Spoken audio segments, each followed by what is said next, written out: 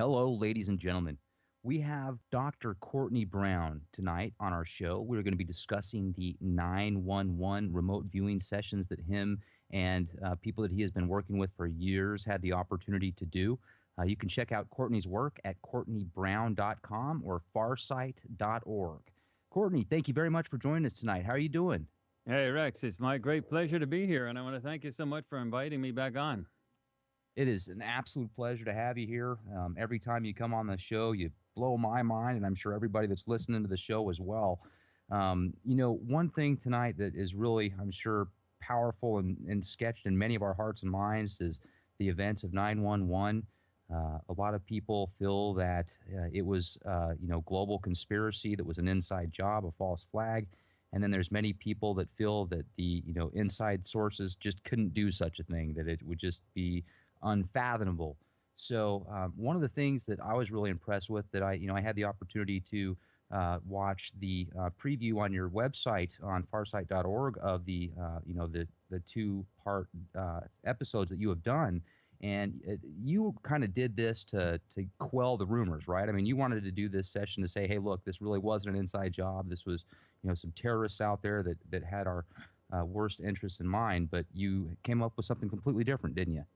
Yeah, actually, that was exactly what happened. I mean, I saw the events on TV just like everybody else, and I just assumed that it was what it was. But there were conspiracy theorists out there, and I didn't really take them very seriously. But when I started getting these remote viewing sessions done by Dick Algire and Daz Smith, who are arguably the two best remote viewers on the planet right now, I wrote up the targets and I controlled the study, and I knew there was no information leaks. They did it totally blind, and they were both coming in with identical information. I had to, I've long learned to believe information that I get myself, rather than things that people tell me. It's amazing, Rex, at how much information is out there that is simply wrong, that people lie. People actually, I'm not talking about just 9/11. I'm talking about so many things. If you were to actually try to figure out what's happening anywhere in the world by listening to what people tell you, there is no way in the world that you could figure out what's going on. It's just such a common phenomenon for especially leadership within serious places to lie in order to advance their own agenda. There is really no incentive to simply speak the truth. There's always, what story could I say that would give me the result that I want? That's always what's playing in the mind of people, from going back to the ancient days of the Knights of the Round Table, all the way up to the present, and probably going back to the beginning of time. It's like you just can't believe anybody. So revelation, when you're being told something, is really worthless on almost any subject that you can name. Finding out firsthand what actually did happen, it really is the only game in town if you really want to know what actually happened. Anyway, the 9/11 story was tremendously complicated, and it was a real showstopper for me. I mean, I had to sit down and sort of grip myself. It was such a big deal. I mean, it was so complicated to pull that off that it was very difficult to imagine somebody going through all that. But it was so sloppy also. Once I started getting the remote viewing data coming in, then I started to seriously investigate what these so-called conspiracy theorists had been saying, especially the architects and engineers group, the 9/11 truthers, the pilots that formed their own groups for 9/11 stuff. I started to listen to what they were saying in detail, and the amount of sloppiness that went on is just enormous. And there's leaks. All types of evidence is pointing to the idea that it wasn't just a bunch of crazy Islamic terrorists that did something, but that there was an orchestrated deal that was much bigger than that.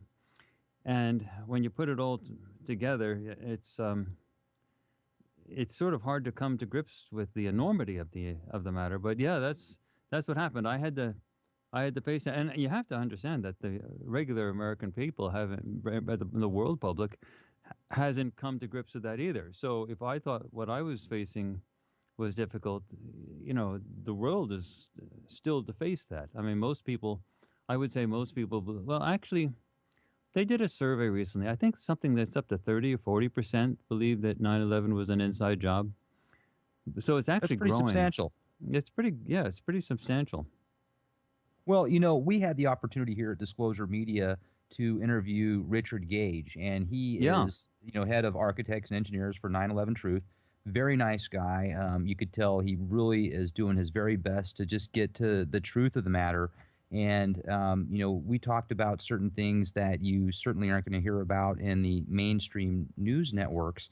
So, what were some of your findings? Obviously, there were four planes, or four supposed planes that crashed into these towers, and then the Pentagon. A lot of people feel that it was actually a missile that hit the Pentagon, and it's quite peculiar. The people that did get killed, from the information I've done, they were actually auditing, certain records.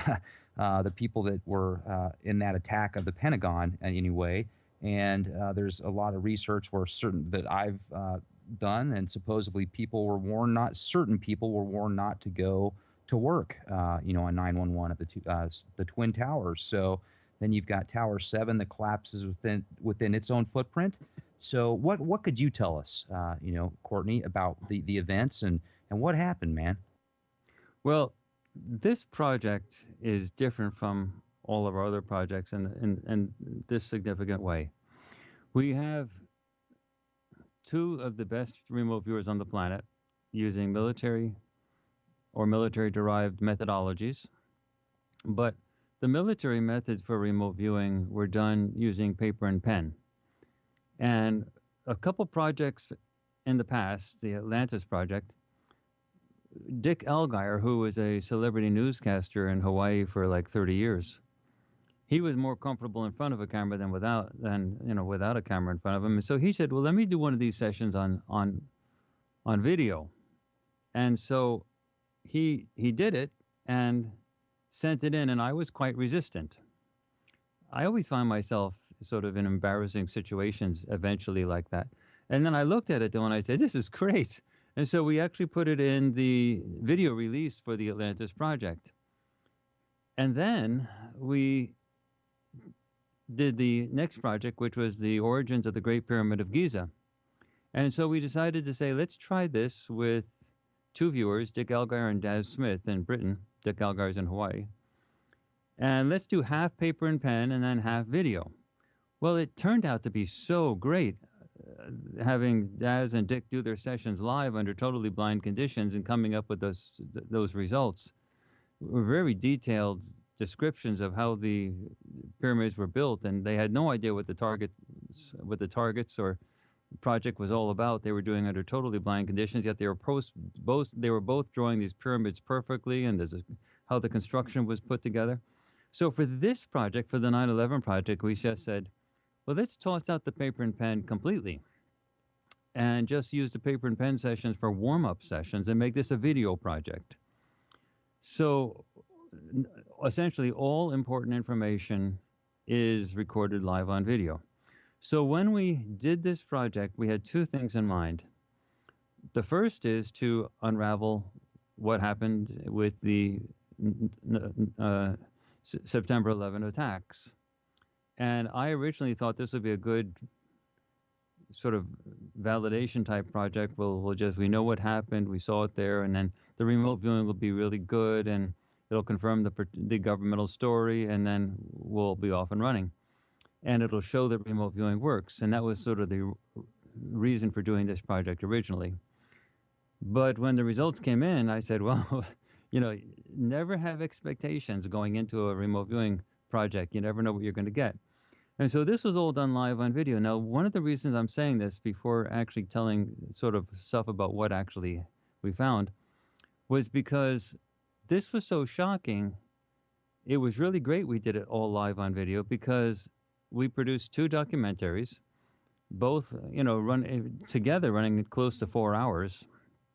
And they're both about 2 hours long. And the first one deals with the World Trade Center attacks and Building 7, which is a smaller, but that was the original World Trade Center back in the old days. And so there were 3 buildings that collapsed. And then the second video is about the Pentagon attack and the overall organization of those who orchestrated both the New York and Washington, D.C. attacks. So there we are with these videos showing it. And the reason I'm saying it's so important to actually see the videos is because the story is so unbelievable that you have to see it with your own eyes. And fortunately, you can see it with your own eyes, meaning you actually see Dick Algar and Daz Smith describe exactly what happened with the 9/11 story, but they also tell the backstory. You see the buildings collapse. Had no idea what the project or target was about, but they describe everything perfectly. And when they describe the backstory with the guys arriving in jumpsuits, in vans in the middle of the night, lacing the buildings with explosives, I mean, it's just startling. And when you see the Pentagon stuff, which we can talk about again, more about, and find out it was a missile, not a plane, and that then you look at all the anomalous physical evidence, you realize that everything that's anomalous and physical matches with the remote viewing data, but it doesn't match with the governmental story, the official, what some people call the official conspiracy theory. And so the thing is that when you hear what happens, it's one thing. Me telling you what happens is one thing. But when you see it live, it's a whole nother thing. You know, when you have an eyewitness report in a court case, think about what you're doing. You're in a court case and you have lawyers grilling a eyewitness. Now, the eyewitness is trying to remember what she or he saw. Remote viewing is different because when you remote view, you're actually witnessing it in real time right there. And since it was caught on video, standing up in front of whiteboards, fully engaging with the camera, the viewers describe not what they remembered they saw, but what they are seeing right then and there. So you as the audience actually know what the target is and know what the project is all about. But you're looking at viewers that don't know, yet they're describing everything perfectly. It adds a level of credibility that has never been achieved before. So there are two reasons to actually watch the video. The first is to find out what happened with the 9/11 incident. The second is to see what happens when you have really world-class remote viewers do this type of thing. You see them describe all the verifiable components, and then you hear them say they're trained to sort of investigate. So they went in to the building, saw what happened, went back in time, saw the explosives being laid in. They saw the planes. They went into the cockpits to see what was going on at the plane. I mean, you get the backstory that you never got with the news media. And that is really astounding. So for this interview, what I'm going to be doing is I'm going to be talking about the remote viewing data as if it's just the reality. So just understand that I'm doing it from the perspective of the remote viewing data. And so I'm not going to keep saying the words from the perspective of the remote viewing data, but that's what it is. Meaning, I'm forgetting what the media has told people. I'm forgetting what other people have said. I'm just saying from the perspective of what the remote viewing data say, this is what the story actually happens. So let me ask you, Rex, where do we want to begin? Do we want to begin in New York or do you want to begin in Washington with the Pentagon building? Well, I would like to begin with New York. Obviously, there was 4 planes, so there was Flight 77, Flight 11, Flight 175, and one of the things that blows my mind is the numerology behind these what I like to call false flags or these giant catastrophes. It seems like the dates that they choose, the specific numbers of the flights, etc., all have some type of numerological significance. So, but yeah, let's get into New York City first, the Twin Towers, then Tower 7, and then maybe we could discuss the Pentagon and the flight that was supposed to hit DC, Flight 93, that didn't make it. Sure. Well, let me just say that all the background information for what I'm going to be talking about, which is the targets themselves, is available on our website, which is www.farsight.org, FARSIGHT, like seeing far.org, O-R-G, because we're a nonprofit. And right on the homepage, you'll see a big huge picture banner for the 9/11 project. Just click that and you go to our 9/11 page, and you'll see all the targets. Scroll down, you'll see all the targets. And so the targets are the things that the remote viewers were supposed to perceive. Now, they were not told what these targets are, of course. They were written and they were designed by me, but just held on my computer. Data Smith was in Britain and Hawaii was Dick Elgire, and they're on opposite sides of the planet. They had no communication between them, and they were under totally blind conditions, not knowing anything other than an email from me saying there is a target. Just do a session, send it to me. So So they did. real quick, Doc, Courtney, when you do that, when you send them those emails saying that there's a target, I want you to remote view for me. Do you send them like a letter or a number or No, a pattern? nothing. All I tell them is that there are 7 targets for the project, and start with the first one. And the first one, it was project number 10, so it was 10A. So I said start with 10A. So they do a paper and pen session. That's it. They're just told there's a target, 10A, do it. In That's fact, it. I purposely avoided.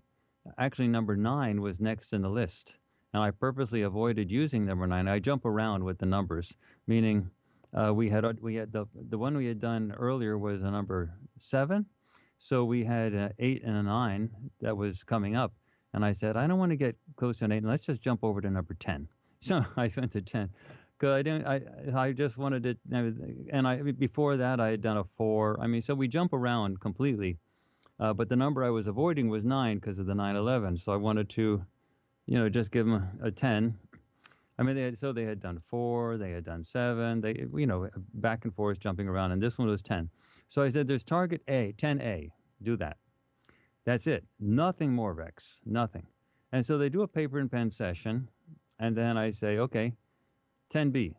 That's all they're told, 10B. And they do a paper and pen session, send it in. And after I got like 10C, I started asking them to do video sessions on these things. So they would do typically a session for one of these things, and I'd say, okay, now this is all with an email. Okay, now continue this session on video. And then so the paper and pen sessions were basically just warm-ups to get them started on a target. Now, let me describe what the targets were. And again, all of this is described in detail in the videos for the project, and you can see all about that right on at farsight.org, the webpage. So the first project, and the videos are available both as DVDs and video on demand. So, it's totally accessible to people. So the first target 10A, was what caused the collapse of Building 7. Now, most people know about the Twin Towers coming down. They've seen that on TV. But a lot of people don't know there was another building that came down called Building 7, which was the original World Trade Center. And that's where it's a really well-constructed building, and that's where the emergency command center for the mayor for all of New York is based. So if there was an emergency in New York, that's where the mayor is supposed to go. Really nicely fortified building. Now, Building 7, modern architecture, old building, came down. It was never hit by a plane. It did catch on fire. And never in the history of modern architecture, ever, has a office furniture fire collapsed a building. Yet Building 7 collapsed. Exactly.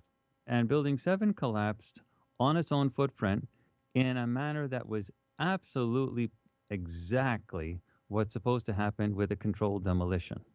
Right. And that's what the A&E people with Richard Gage, that's what they mostly talk about. They mostly talk about the Building 7 collapse, because that is such a marked departure from what would be expected.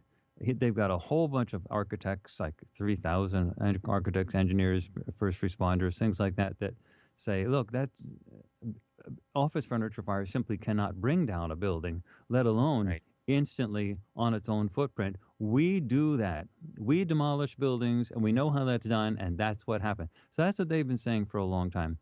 Anyway, so we did that. We did that as a target, and I was sort of curious, but I assumed that somehow collapsed, like the internal structure collapsed, and it was sort of an odd thing. But anyway, that's how it turned out. It turned out to be that what brought down Building 7 was the same thing that brought down the Twin Towers. Anyway, Target 10B was the cause of the vertical pancaking collapse of the South Tower, which is number 2 World Trade Center.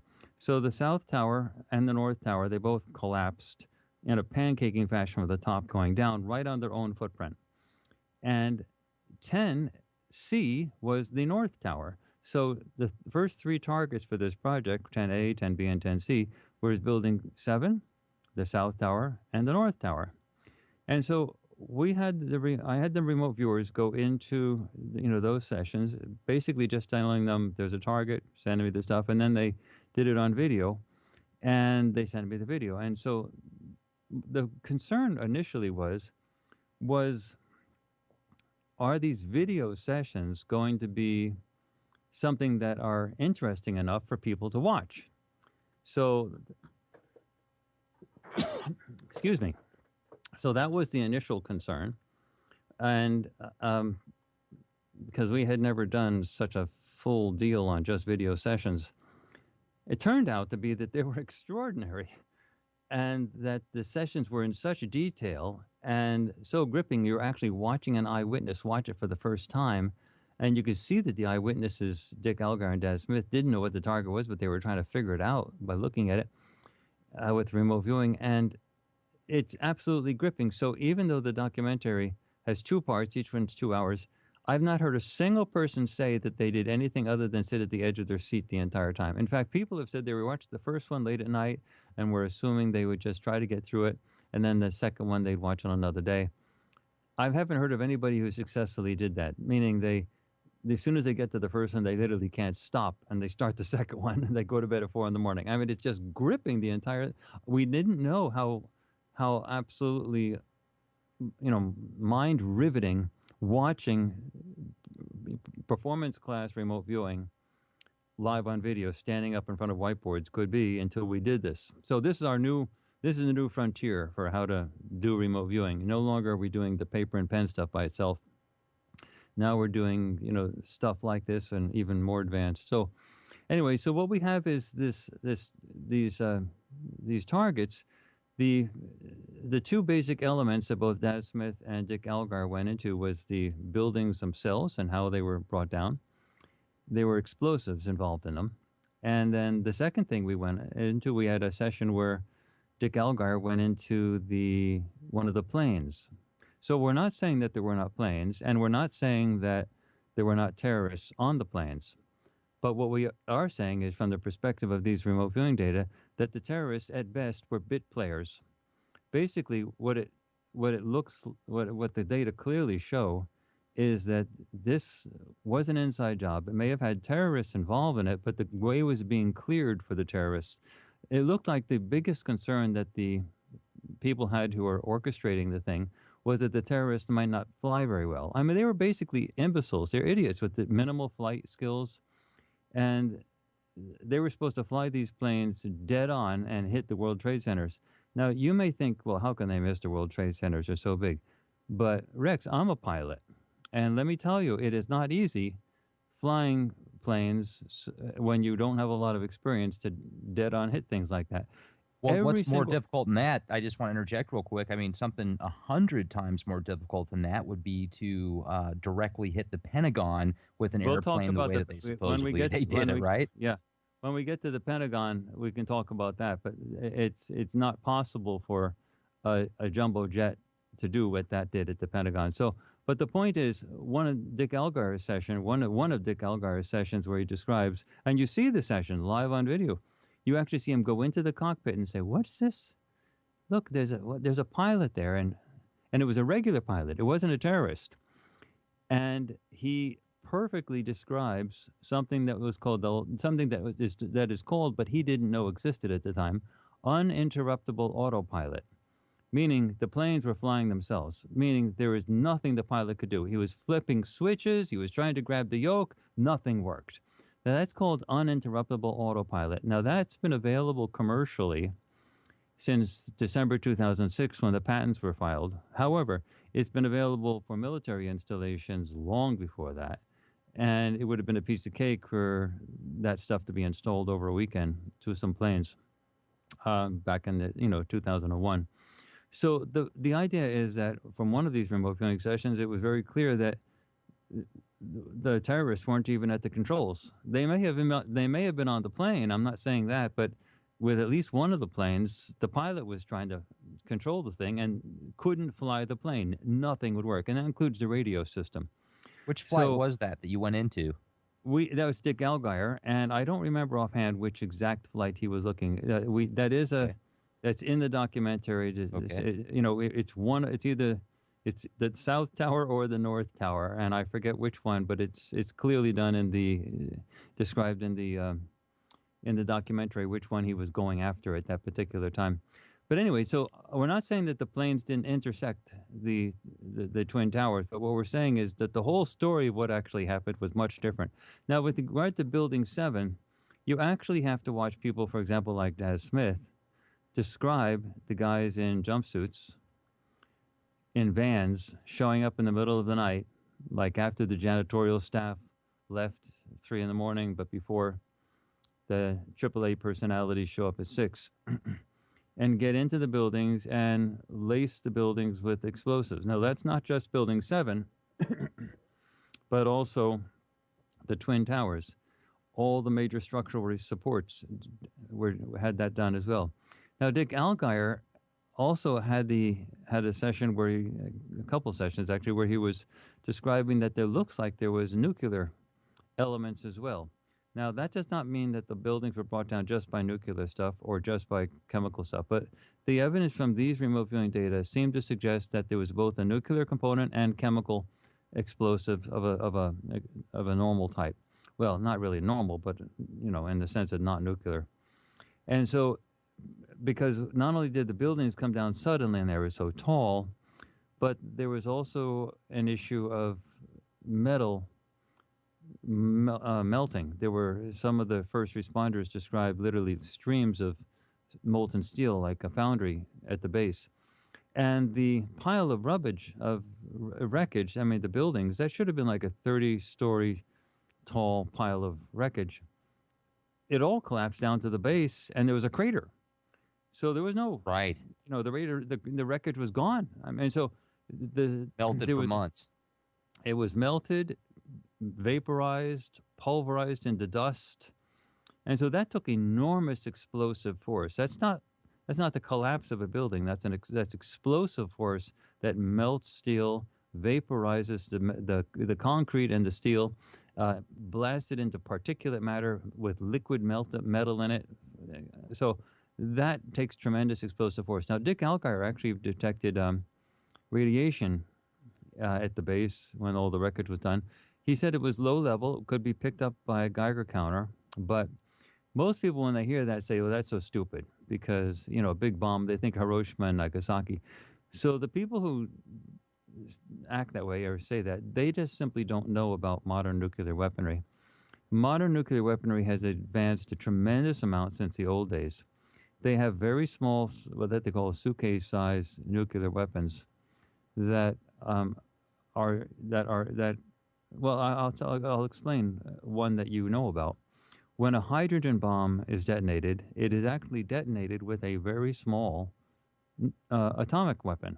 So an atomic bomb goes off, and that detonates the hydrogen bomb. So these atomic bombs that detonate the hydrogen bombs, those are really small. But now in the old days, these atomic bombs used to be covered with a casing of uranium. Well, they don't do that anymore. That casing of uranium is what makes it so dirty. That's what makes the Hiroshima bomb so dirty. That's what makes the Nagasaki bomb so dirty. All that raw uranium just being Right. splattered all over the place. So that's not how they make these particular atomic weapons anymore. So that when these atomic weapons go off, there is no uranium casing. And the level of radiation, residual radiation afterwards, is very, very small. So the old dirty style nuclear weaponry that you're thinking about, just toss that out of your mind. There's been tremendous advances since then. Bombs don't work like that anymore. And so it looks like there might have been a nuclear detonation at the base of Building 7, possibly at the base of the two Twin Towers. but also chemical explosives on the top going down. So when the buildings were collapsing, Building 7, building the twin, actually, especially the Twin Towers and the South Towers, they came down from the top down in a regular orchestrated fashion. And so it looks like there was explosives going all the way down to the base. Now, for those people who say that's like crazy, that's impossible, well, just think about this. Let's pick a floor. The things are 108 stories tall. Pick one, 20, let's say. Now, floor number 20 and below, they were strong enough to hold the 80 plus floors above them. They were like incredibly strong. Now, when the thing was pancaking down, when it got to floor number 20, there was no more weight on top of 20. There was no more weight. All those floors were gone. Why did floor 20 break? Why did it collapse? There was nothing above it. Then you go down to floor number 1. Why the heck did floor number 1 collapse? Then why did even that go down so it went into the basement? Why? These things can't Right. keep on collapsing. Those bottom floors were strong enough to hold all the upper floors. So, and for them to come down vertically, there was a big issue. So the remote viewing data clearly say that there were explosives, and the explosives went off in an orchestrated fashion to bring everything down in a nice, neat, tidy fashion so it comes right down at the base. But something else went on, explosive went on to vaporize, melt, explode into particulate matter the actual buildings at the base, so that there was a rubble pile, but it was minuscule compared to what it should have been, and there was a crater for all these buildings. And you're not supposed to have a crater. You're supposed to have a 30-story pile of junk. Right. You're not supposed to have a crater. And so anyway, so that's what actually happened. So the official story that the planes brought the building down is just not right. The planes didn't bring the buildings down. Other explosive. Now, I'm not saying that the planes didn't. I'm not saying that flying objects did not hit the buildings. No, I saw it on TV just like you saw it on TV. Flying objects hit those buildings. I'm just saying that those flying objects didn't bring the buildings down, according to these remote viewing data. And in fact, when you look at the way modern architecture works and you look at the pictures of what actually happened, the video of what actually happened, the official story that the planes brought those buildings down just simply doesn't make any sense at all, especially with Building 7 that didn't have a plane break into it. You just had it collapse by itself because of an office furniture fire. Well, I'm sorry, office furniture fires have never done that in the history of any modern architectural building, any Have on you the s- entire planet. have you And seen the Building video? 7, yeah, of course. And Building 7 was one of the strongest in New York. I mean, Right. it was a command center for all of New York should there be a problem. I mean, it was a really well constructed building. It wasn't shoddy, and for it to collapse instantly on its own footprint, that was a big deal. But that's one thing to actually talk about it from the forensic point of view, like what Richard Gage does when he talks about the evidence with regard to the physical data. It's another thing to say, but we have an eyewitness now. We have we have multiple eyewitnesses that are seeing it live, recorded on video, and going back in time and sorting it all out. We even have a good session, all live on video, where you actually have Dick Algar going into what's like a uh, NSA facility in the East Coast, where all of this is being orchestrated, all of this is being followed, and plans, plan A, plan B, plan C, backup plans are all being done, and where they're actually following this. And it's a heavily shielded facility, and the shielding actually was not just electromagnetic for like radio and stuff like that, but they had actually imposed remote viewing shielding, which, by the way, does exist. There are ways to shield a set of targets for remote viewing as well.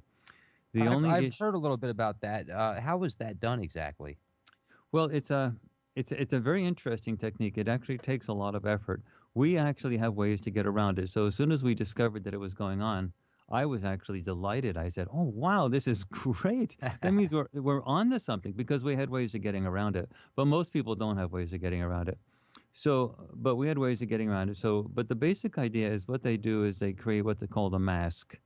That means that they see targets are essentially mental constructs. You're telling mentally a remote viewer to go to a certain spot. Well, military people who are trained in this actually spend a huge amount of time creating what's called a mask, which is an overlay on top of the actual target, which would be the NSA facility or the thing that looks like an NSA facility, some type of facility. On top of that, they have another. For example, what they typically do in things like that is they actually have a map of the actual target they want shielded, and they put that on a table. And then they put a large clear, it's a big map, and then they put a large clear piece of paper on top of that map. And then they draw on that clear piece of paper another target. So that other target, it could be the Vatican, it could be whatever, but that other target is at point from point to point to point on the real target, which is the facility, is being mapped to this other target. So this other target, which is on top of the facility that they're trying to shield, also has a large map, say, of the Vatican or some other place. And so right on top of St. Patrick's, well, actually right on top of the, what's the Michelangelo's Sistine Chapel? Right on top of the Sistine Chapel would be, say, for example, I'm just using this as an example, would be on top of the Sistine Chapel would be, say, a radar facility. So in the radar set of structures, and so the radar set of structures would be right on top of the Sistine Chapel. And so what these shielders do, these people who are actually doing this, they actually mentally focus on the Sistine Chapel as being the target or the thing that's linked to that spot. And they spend a lot of time. So you have a lot of people a number of people doing that. So essentially what you have is you have a large number of people having a concentrated mental effort to associate the Sistine Chapel with that radar component. So you have a mentally constructed idea. So when people go to the facility, what they do is they find a large group of people having matched up the radar structures with the Sistine Chapel. So you get the Sistine Chapel mixed in with the radar structures. And then a lot of the remote viewers end up describing, say, the Sistine Chapel. So when you send them to the target, whatever it is, something that may have that radar thing, what they'll actually end up doing is either describing the Sistine Chapel because it's more describable, it's more in your face than the radar structures. The radar structures have antennas and stuff like that, but the Sistine Chapel is a big building with lots of people around. And so the remote viewers sort of go to that component. So it sort of draws them off track. And then if they're really good remote viewers, they'll end up blending the two targets. So you'll get something that looks like the Sistine Chapel with radar all over it. so, I mean, that's what actually happens. So we have ways around that. And so as soon as we found out that blocking had gone on, and we have not experienced blocking since like 1997. So it was a real eureka experience. It was really, actually, for us, this is the best way to... What were they blocking back then? Back in 1970, we had another public demonstration of remote viewing, and they agency people had actually done the same thing to a different type of blocking procedure, but very similar in the sense that of drawing the viewers off. See, the viewers normally go off in a flock as a group to these targets, so they're sort of used to sort of honing in on something that sort of lights up out there. And if you have other viewers that are designed to sort of distract them, go in prior and sort of set up sort of like the lights over here, or they can draw you off and so on. So we hadn't had anything like that happen since 1997. And when it happened again for this project, I was like, consider it like a teenage hacker that finally got into the big corporate structures that he was trying to get into, the servers and so on like that. And finally he got through all the firewalls. That's the type of eureka, though, the adrenaline that because these teenage hackers, they don't do it for money. They just do it for the excitement. So Sure. That's the type of excitement that we had, or that I had, when we found out there was remote viewing blocking going on. I said, so this is great. We haven't had that forever. This is like so fun. And so I instituted the anti-blocking procedures, and they blasted right through it, and they went right to the underlying target. and there was the whole facility, and it was really fascinating to go in there. And then Dick Algier, in the actual session that you see live on the video, he describes the blocking. He describes all this shielding. He said, "This is the most heavily shielded thing I've ever seen. There's not only camouflage on the top, but there's radar, there's electromagnetic shielding, Faraday type cages every place, and they even have remote viewing blocking going on here. This is weird." So it was just really so fun from my perspective of doing something like this to actually run into all that. So that was really great. I mean, that was a real sort of interesting sort of high point. But anyway, so we have those towers coming down, and at least one of the planes had uninterruptible autopilot engaged. And at least one of the planes didn't have terrorists actually flying it, but actually had it was flying by itself, and there was an actual original pilot still at the controls in the uniform and everything, and unable to do anything at all about it, including use the radio. I mean, nothing in the cockpit worked. And that's exactly what uninterruptible autopilot does. Now, uninterruptible autopilot has actually been installed in a lot of planes, and you've probably flown on some planes that have it. So some modern jets actually have it, and the airlines buy it in order to protect themselves against hijacking. So if anything should happen, they can take over the plane and land it. So the patents were filed in December of 2006. However, you don't file a patent if you have sensitive military technology until you're willing to let other people have it, because the patent actually describes how you did it. So Right. the first thing you do is you have an invention and you have military applications, and you just keep it secret. So the military pays you, they buy your stuff, you install it in military applications, and then finally, when it gets to a point where they're ready to release it to the civilian sector, then they file the patent, because that lets the rabbit out of the hat. And that happened in December of 2006. So, but the military application of that was way long before that. It's uninterruptible autopilot. And when Dick Algier was describing it in perfect detail, he had never heard of such a thing. So that was a lot of fun to actually sort of see things like that, because that made sense.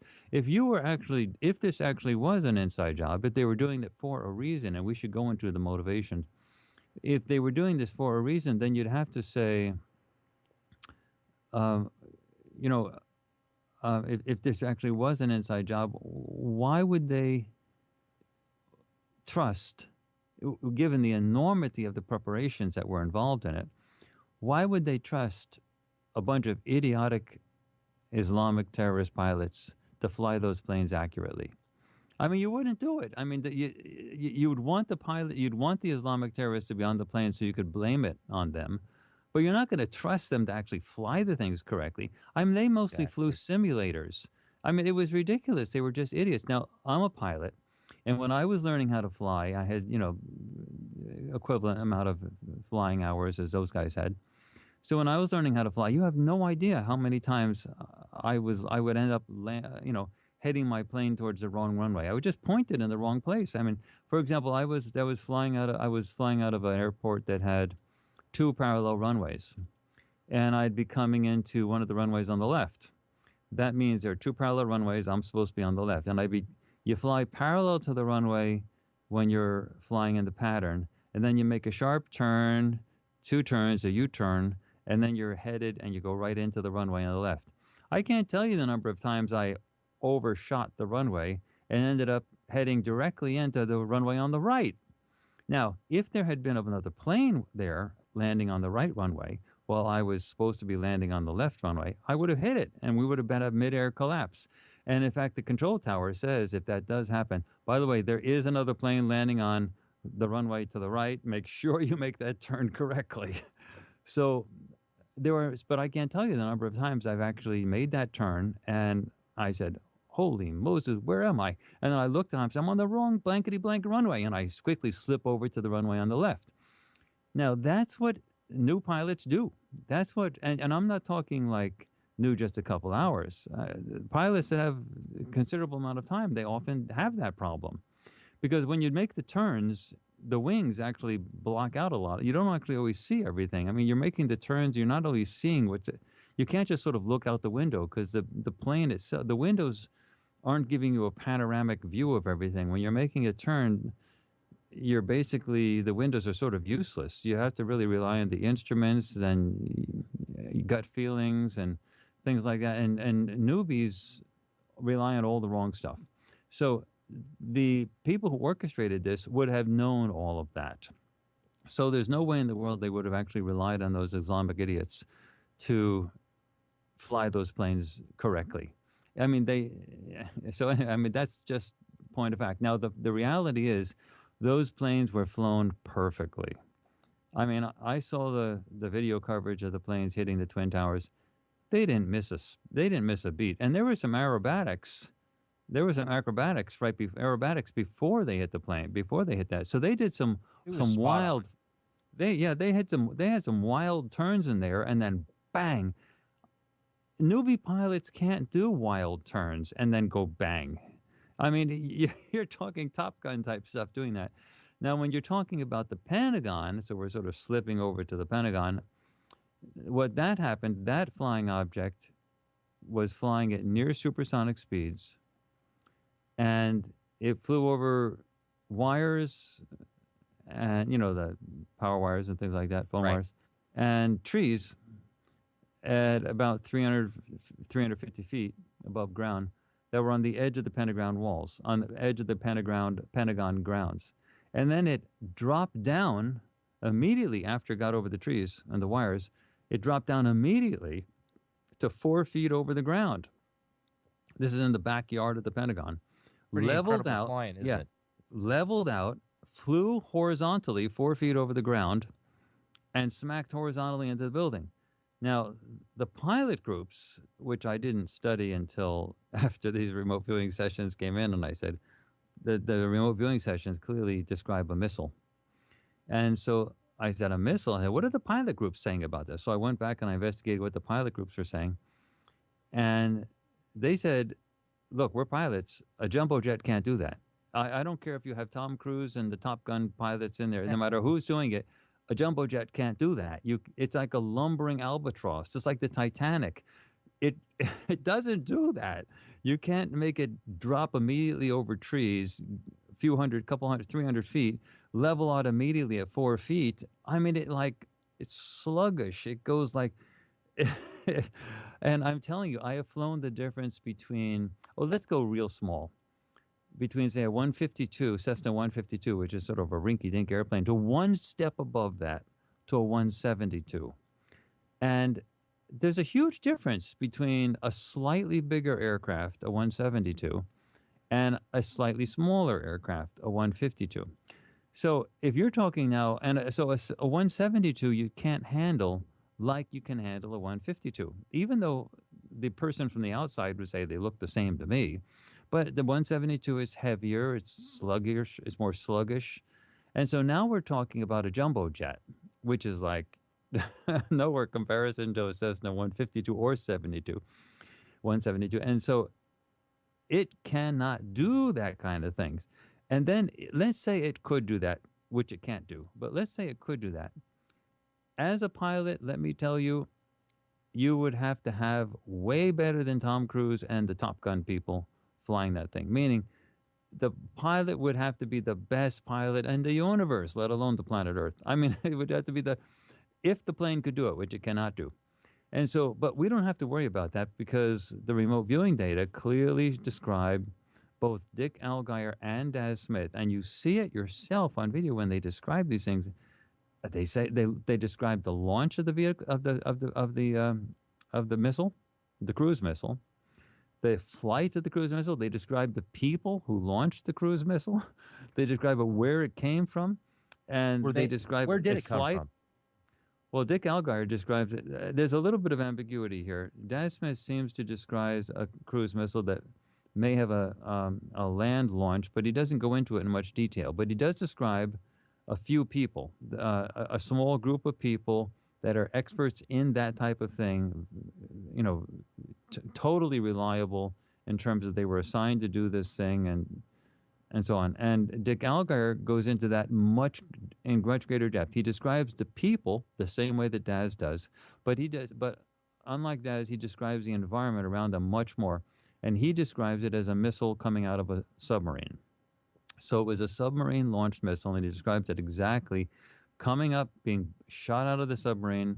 It ignites above the air, I mean, above the water, shoots off, and flies, and he describes where it is, off of Washington. I mean, the whole thing. He describes it in clear detail, and similarly with Daz. But the quality of Daz Smith's sessions and Dick Allgire's sessions are equal in every respect.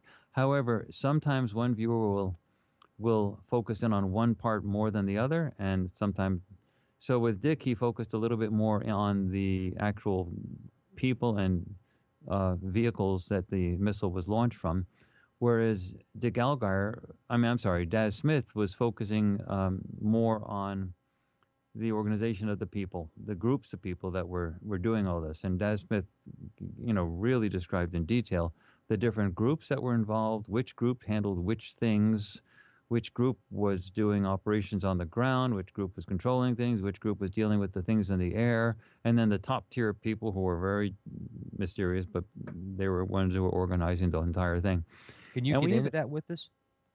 well, everything is there. It's way too much detail to cover here, but it's in the documentaries, all the detail. In fact, you have a clear session from Dick Algire where he goes into the meetings where all the preparations are being done and documents are being forged. All Now, types of is there things are any being forged. foreign interest in this? Sorry to interrupt. Are there any foreign interests in this, or is this all, inside job stuff? It's all inside job stuff, but there may have been. We don't have any unambiguous evidence suggesting foreign stuff. However, and what I mean by that unambiguous is that we don't have something from both viewers that are corroborated. There was something from a foreign interest that was described by one of the viewers, but it was so controversial we snipped that out of the documentary because the other viewer did not corroborate it. So, Could you share it with us here? no, but that will probably come out at sometime in 2015 when Dick Algire will be releasing all of his original raw sessions, and eventually we'll be releasing all of the raw sessions for Daz Smith. Now, mind you, we have 4 hours of stuff, so that's most of everything. I mean, that's like 80% of everything. But some people want to see absolutely every single minute, and so but some parts would have been drawn, potentially inaccurate conclusions would have been drawn from them, and they weren't corroborated. So what we wanted the project to be is we wanted to say, this is the stuff you can take to the bank. This is the stuff we found, and it's more than enough for anybody. And there's a couple details that people would like to focus on, but if it wasn't corroborated by both viewers, we're not going to say, go to the bank on it. But I can say this much, and this will be true no matter what. If there was any foreign involvement, if there was any foreign involvement, it would have been done under great duress, meaning this was an inside job, according to these remote viewing data from both Daz Smith and Dick Algar, orchestrated from within the U.S., and that the foreign elements, if there were any, would have been pressed into service with a lot of pressure, meaning there would have been nobody jumping at the gun saying, yeah, let's do that, let's get involved with that. It would have been something that somebody in the officialdom in the U.S. was twisting their arms mightily in order to do it. So from that perspective, you can say, yes, it was a completely inside job. And if any foreign operatives were involved, they would have been pressed into service, with huge amounts of pressure. Because you can imagine what would have happened if somebody assisted with this and it ever became public. I mean, that would have been the worst public relations disaster in the history of anything. And so nobody would have done this willingly, easily. I mean, a lot of arm twisting would have had to have gone on. So if there was any foreign involvement, you can still say this was an inside job orchestrated from within the United States. If they used some bit players outside of the United States, it was not because the foreign people wanted to do it or got involved in it by themselves voluntarily. I mean, it was a lot of pressure would have had to have gone on to do this.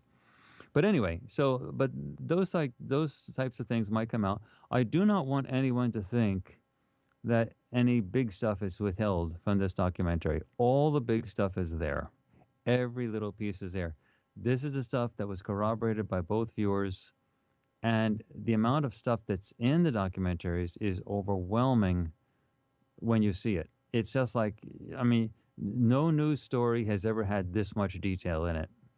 It's and people that focus on Building 7 or people that focus on the Pentagon, never have you seen such a comprehensive description of every aspect of the entire orchestrated events, from the details of what happened on the ground to who was actually doing it. We even have pictures, sketches, good sketches, actually not pictures, they're not sketches, but they're color sketches of the top guy at the top who was in charge of the whole damn thing. So, and I'm not going to mention any names, but we have good pictures of the whole thing. And we have good schematic diagrams. Daz Smith is a graphics artist and drew up a beautiful, very clear schematic diagram of exactly what the different groups were and what they were actually doing. And that's in the documentaries as well. So anyway, that was that. Now, with regard to the Pentagon stuff, remember I described targets A, B, and C. Targets D was the one that started the Pentagon. And that was, and again, it's on our website, farsight.org. That was the target that target was the initial airborne launch or takeoff of whatever object caused the damage shown to the Pentagon building. Now, that was the first target dealing with the Pentagon. And so before they got any explosive stuff hitting the Pentagon, I wanted them to see, what was the takeoff like? Now, if it was a jet taking off from an aircraft, taking off from an airport, that would have done it for me. Okay, here was a jet. So that's what I wanted to see. Was it a jet or whatever? But both Daz Smith and Dick Algard describe a missile launch. And I said, whoa, there was no jet there. There was a missile launch coming out. Not only, and then if you look at some of the anomalistic evidence on the ground, well, the hole in the Pentagon building is too small for a jet. It's the right size for a cruise missile. Whatever did hit the Pentagon had no wings. There are no wings in the wreckage, and there's no marks on the sides of the Pentagon where the wings should have been. So whatever did happen in the Pentagon didn't have wings. And so there is some physical evidence of, aircraft in the wreckage, but you never know what happened, how that evidence got there, whether it was planted or whether it's the right evidence, meaning the cruise missile could have had some parts put onto it, and also some pieces could have been put there. I mean, you never know. The thing is so complicated. Whoever orchestrated this was trying to cover all types of tracks. So you can't believe anything that was sort of officially shown. But what we do show is that whatever did hit the Pentagon could not have flown like that if it was a jumbo jet. And B, the hole that was in there that was made in the Pentagon is too small for a jumbo jet.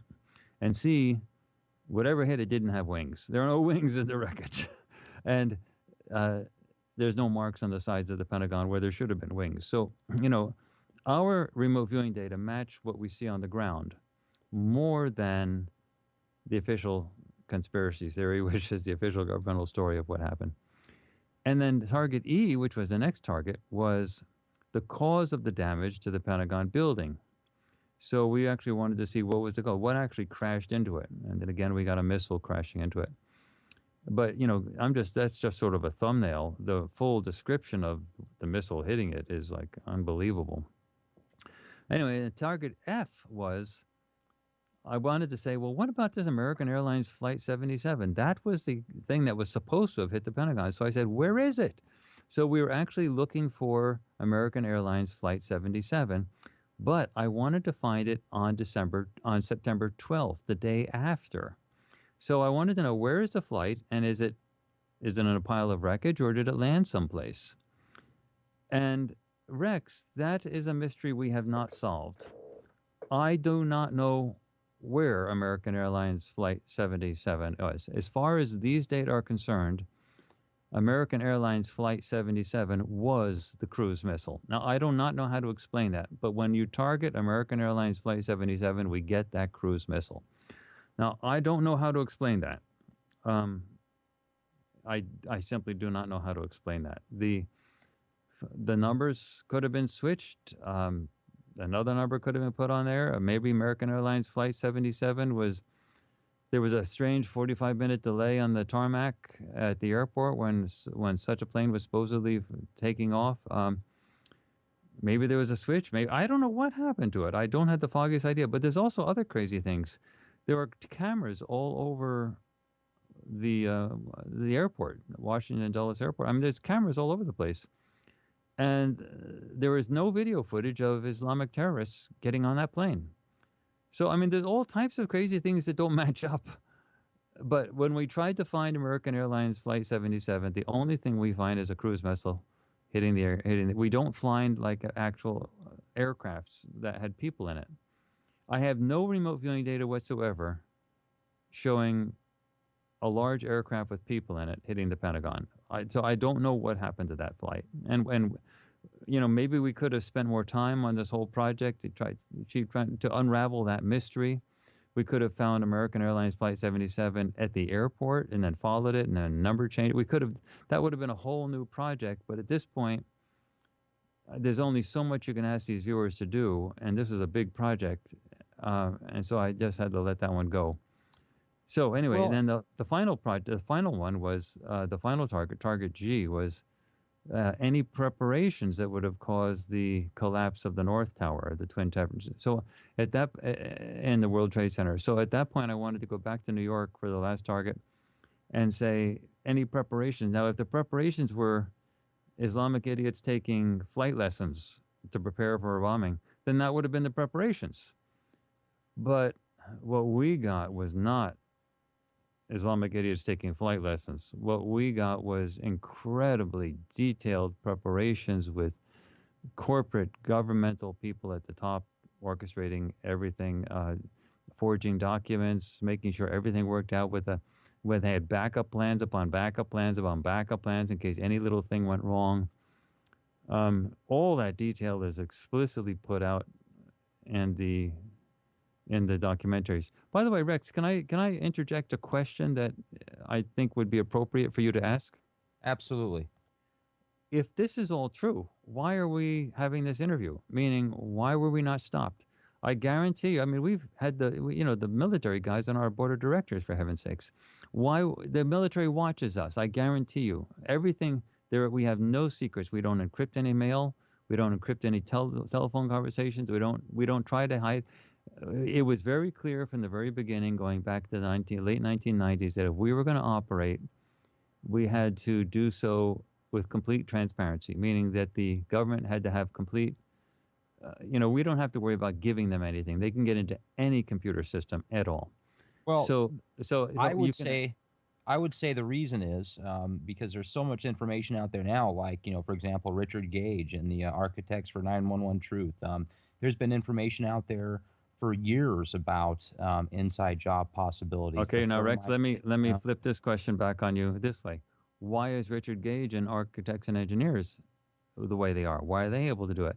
You see, if you go, I've dealt with these intel people before, these agency people before. I'm talking personal communications. They have been ordered to and successfully done disrupting of, say, UFO groups going back to the early 1950s. I mean, literally, a very typical technique would be for them to send people to the meetings of these UFO groups, and then to cause internal fighting, meaning somebody would become a trusted member, and then stories would be told, backstabbing would occur, internal fights, and eventually the groups just start fragmenting. And this has been very successful at breaking up these groups nonstop until all the way up to the current time period. So they're really good at breaking up groups when they want to break up groups. Trust me, they're really good at breaking up groups. That they don't have to kill people. They don't have to do it. They can just dismantle the groups piece by piece by causing so much internal infrastructure. And the groups don't ever know the difference. They thought there was the people in their organization were normal people. They didn't know that they were under the pay of the intel groups and that they were being disruptive on purpose. So they anyway, obviously want us to know. They want the population to know. So the point is, the reason, look at the 9/11 people. The pilot groups, there's like 1,500 people. There's like, well over 1,000 pilots that have signed on to this thing. Big pilots, airline pilots, and everything. Architects and engineers group, they got over 3,000 people. Authorities, architects, engineers of all, going all the way up. I mean, they have a documentary hosted by Ed Asner, the famous actor, former president of Screen Actors Guild, the job once held by Ronald Reagan. That's 15-minute documentary you can see on YouTube. I mean, they've got there are two-star generals, for God's sake, that have come out and sort of talked all about this. So why aren't the Intel people breaking up all of this? They have the capability to break up all of this, but all the groups are not being interfered with. Nobody's being interfered with. Richard Gage's group is not being interfered with. Farsight stuff is not being interfered with. So you have to say, if they're so good at breaking up these groups, why is nobody breaking us up? They could have squashed us like a bug. They could have stopped this thing, just as soon as we started it, and there would have been no documentaries on it. Why is it happening? There can be only one conclusion, Rex. The government is split. Agenda? The government has to be split, meaning there must be a huge, probably majority of the Intel people that are royally ticked that this took place, and we're being protected. That's the only possible solution. There is nothing else that makes sense. Richard Gage may not know that he's being protected, but the only way the architects and engineers group can be as big as it is, and as loud as it is, and as well organized and well financed as it is it's got to be working under protection. Not protection that it asked for, but protection that it has. Meaning there must be a huge element within the government that's royally ticked that this happened. Now, if you go back in time, this idea of having a major event in order to cause an invasion that was desired for some reason is not at all new. I mean, heck, if you go back far enough, you have Bismarck conspiring to get Napoleon III. Now, that's not Napoleon Bonaparte, but his nephew, who was running France some years after Napoleon Bonaparte, invade all the German principalities. And basically, what happened was, this is back in the 1800s, the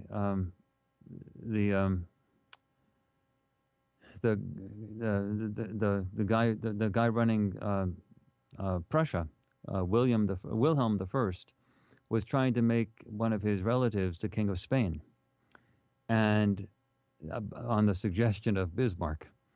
And Napoleon heard about it, got royally ticked, and sent the ambassador to Wilhelm I, and said, "If you dare do this again, your ass is grass. I mean, it's like, this is not going to happen. You're not going to surround us with somebody in Spain and in Germany so you leave Spain alone or the end." And Wilhelm I was very amenable. He said, "Oh, sorry about it. Look, we didn't mean to upset you. Everything's fine. Trust me, we won't try that again." So the Napoleon's ambassador to Prussia, wrote up a telegram called the Elm Telegram, ELM, saying, "Don't worry, Wilhelm has agreed not to do this again. He apologized. The whole thing's over. Everything's good." Bismarck intercepted the telegram and rewrote it, essentially giving Napoleon the bird, like blank you. We're going to do whatever we blankety blank want. And Napoleon popped the cork. He said, "What? Are you serious?" When he got the telegram, and he ordered an invasion. Now, at the time, they were all German principalities. Think of states like New Jersey, Pennsylvania, New York, but they weren't grouped into one country. And Bismarck wanted to group them into one country so that there would be a Germany. And he wanted the invasion to happen so that all the German principalities would do that. Well, then Napoleon goes invading them, and all the Germans said, "What? We were uninvaded, and we were invaded, and we didn't do anything. We didn't do anything to upset. Why are we being invaded?" So they were outraged, and never bet against a group of people who feel aggrieved. So they felt aggrieved, and they bounded together, and they had a congressional congress. They molded together into a nation, and they beat Napoleon. They beat him back, and in 1871, they captured Paris. And Bismarck said, "Good job. It worked perfectly." And so that's how Germany came about. So you see, he actually wanted an invasion. Now, if you go later, for example, World War II, it is well known. Actually, it's not well known, but it is undisputed among people who know what they're talking about, that Franklin Delano Roosevelt knew there would be an incident in the Pacific and was waiting for it. Now, when Churchill was in the was when Churchill was meeting with Roosevelt on a destroyer in the North Atlantic, he was begging Roosevelt. He said, "Look, we're being hit by bombs all the time. The Germans are bombing London. I mean, it's terrible. You have to come in now." And Roosevelt said, "We are not going to enter the European conflict until I have a united country behind me. I'm not going to enter it like Woodrow Wilson entered World War One." And with Woodrow Wilson, he was fighting a battle home with domestic critics as well as on the European continent. And Roosevelt said, "I'm not going to do that." And there were many opponents, isolationist components, that did not want to enter the war in Europe, including Joseph Kennedy, the former ambassador to to Britain. He is the father of John Kennedy, Robert, Ted Kennedy, so on. And, he was absolutely opposed to entering the war to fight European battles. And so Roosevelt made the agreement with Churchill that he would transform the U.S. economy into a wartime economy, so that instead of making cars and spoons and things like that, he'd make tanks and bullets.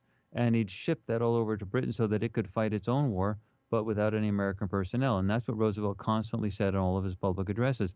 But he knew that there was going to be an incident in the Pacific. He told Churchill that there was going to be an incident in the Pacific, and as soon as the incident happened, he would have no opposition in the country, and he'd put American troops there. And like how do I know this? Well, you can see it for yourself. For example, Turner Catledge, who was the editor-in-chief of the New York Times, a very close associate of Roosevelt, knew this personally, told us. And Turner Catledge, you can see him on video on YouTube. I think it's Leaders of the 20th Century, Roosevelt, Hail to the Chief, or Manipulator in Chief. The videos are on YouTube. You can actually see them. And you actually see Turner Catledge actually describing what Roosevelt had told him. So this isn't some obscure person. This is the editor-in-chief of the New York Times describing exactly what Roosevelt told him, that they were waiting for this. Now, there were other people that knew as well, such as the ambassador to Australia and so on, that have talked about it, but the Australian ambassador rather. But the issue is that among people who know what they're talking about, they knew that Roosevelt was waiting for that incident in the Pacific. Now, that doesn't mean he knew the exact details of the Pearl Harbor attack, although he might have. The point is that he knew something like that was going to happen, and he wanted it to happen, and he was engineering it to happen. He actually wanted something big like that to happen. And when it did happen, all opposition went away. He entered the war against not only Japan, but also against the European continent, against the fascists. And, his navy in the Pacific was resurrected in a few months. And off they were, fighting away. In fact, some curious things happened with regard to the Navy in the Pacific. There were two destroyers. They were the most modern in the fleet. They mysteriously disappeared from Pearl Harbor 2 days before the attack on Pearl Harbor. and they were the only things left of the Navy. And Right. after Pearl Harbor, they did what's called a cat and mouse game, meaning they steamed all over the Pacific, letting themselves be seen by the Japanese Navy. And then they quickly turned and ran and went somewhere else and be seen. So the Japanese were saying, "I thought we got all these boats, but now we're seeing them all over the place. There must be a whole American Navy out there." So that was making the Japanese much more cautious. But the American two destroyers were told, "Do not engage under any circumstances," for a couple months. 2 months later, 3 months later, the Navy was rebuilt. They had brand new ships out there and everything, and then they were allowed to engage. So, there's a lot of circumstantial evidence, but the direct evidence, as you can see for yourself with Turner Catledge talking about it, it was very clear. Roosevelt knew it was going to happen. So if you go to the Vietnam War, for example, we have the Gulf of Tonkin resolution. There was a 2-day event where the first day in the Gulf of Tonkin, some North Vietnamese torpedo boats tried to approach and fire on the USS Maddox, which is a destroyer. Now, they caused essentially no damage to the Maddox, or absolutely very minimal scratchings to the Maddox. But, it was reported back in Washington that there was a vicious North Vietnamese. Did I say Korean? I meant North Vietnamese attack on U.S. boats, and we needed to be able to defend ourselves. And then 2 days later, there was reported another major attack by North Vietnamese boats on the USS Maddox again. Well, what was not told to Congress was that the first attack caused no damage, or almost no damage, and the second attack did not happen at all. Zero, zip. It didn't happen. Now, what is what is not in dispute? That is what I just told you.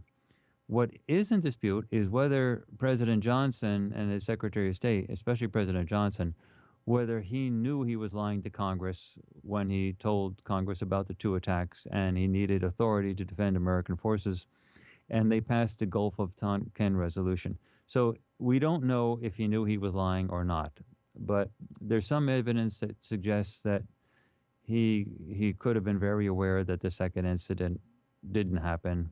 A lot of questions are raised. Anyway, he went right to Congress and said, "We have been attacked twice. Bloody murder. This is terrible. We had to defend ourselves." And the Congress passed the Gulf of Tonkin resolution. And then the full-blown American escalation of the Vietnam War happened.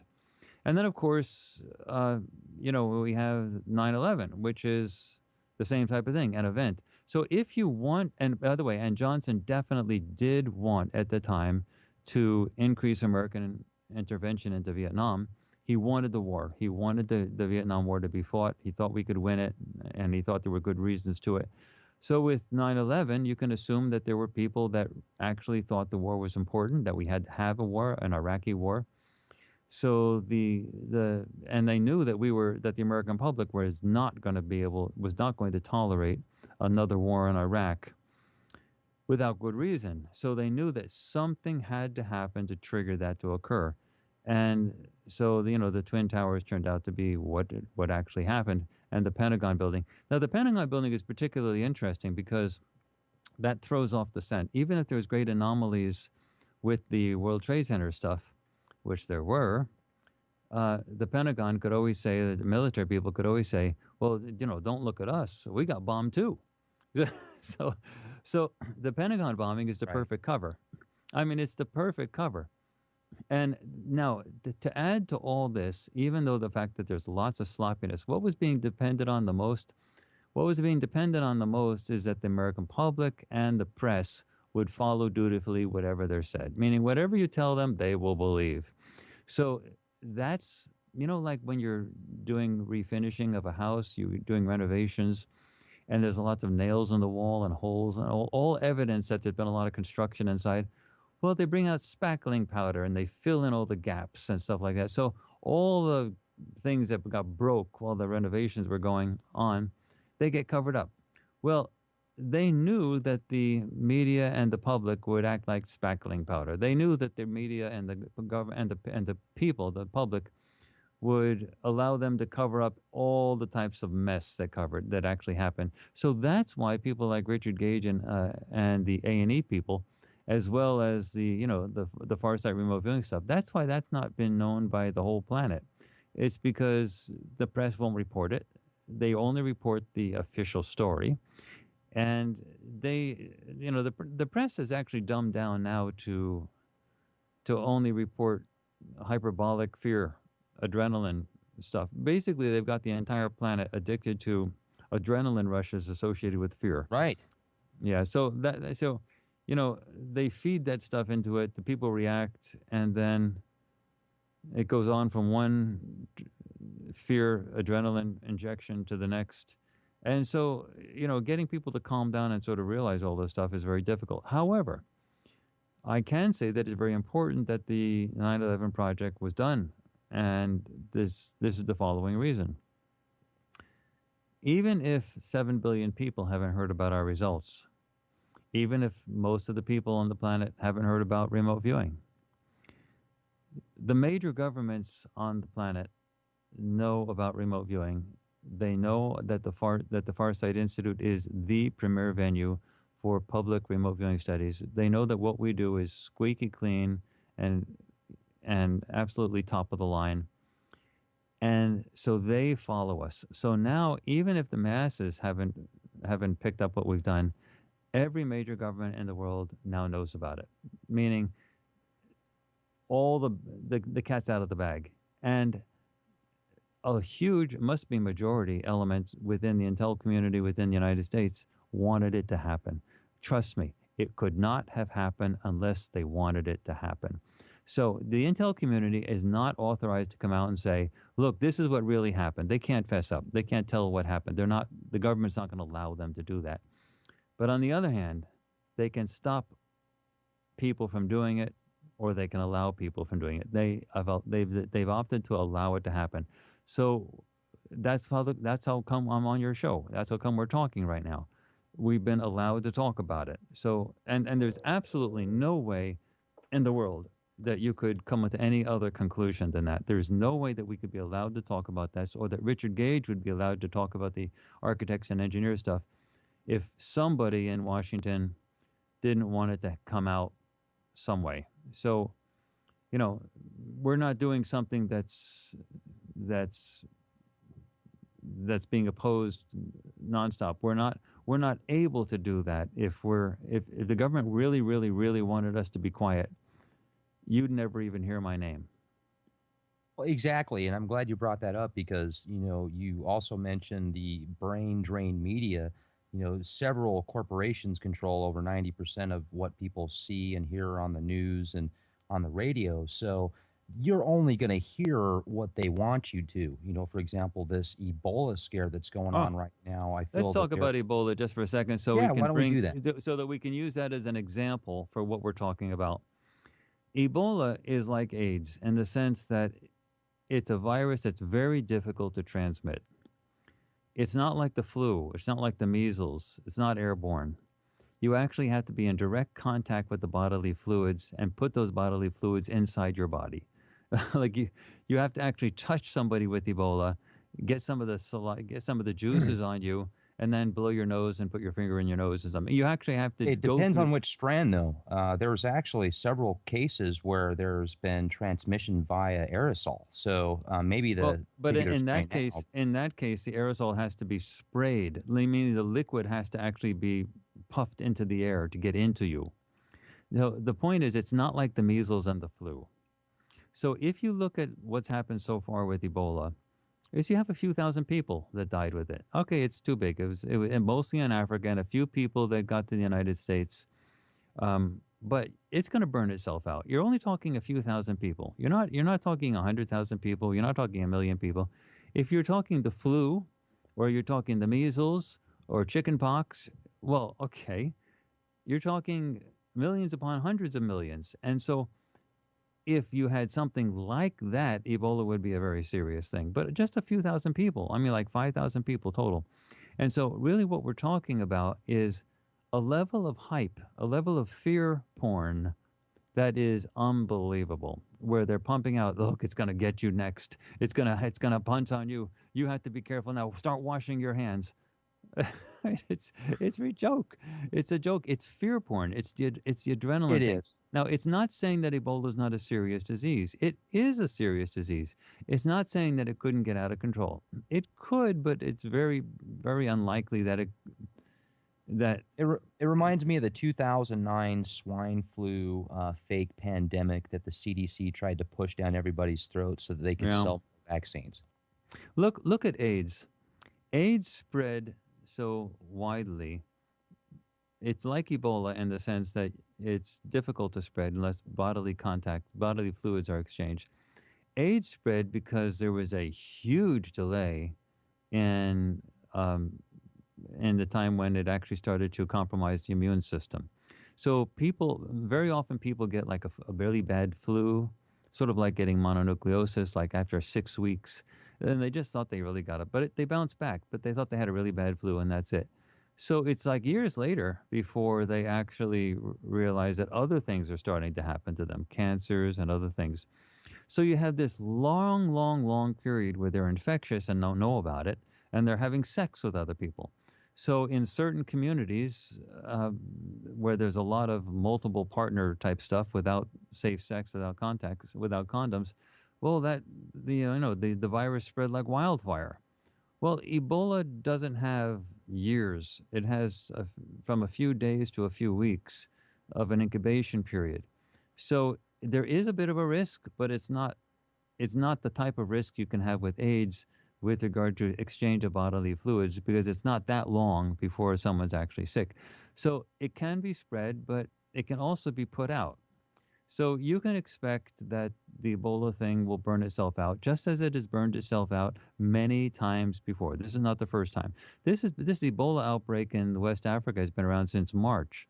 If this was the flu, or if this was measles or the chickenpox, I mean, we're talking since March. It would have been it would have had like over a billion. I don't know how many, but it would have been hundreds of millions, or perhaps a few billion people would have been infected by it by now.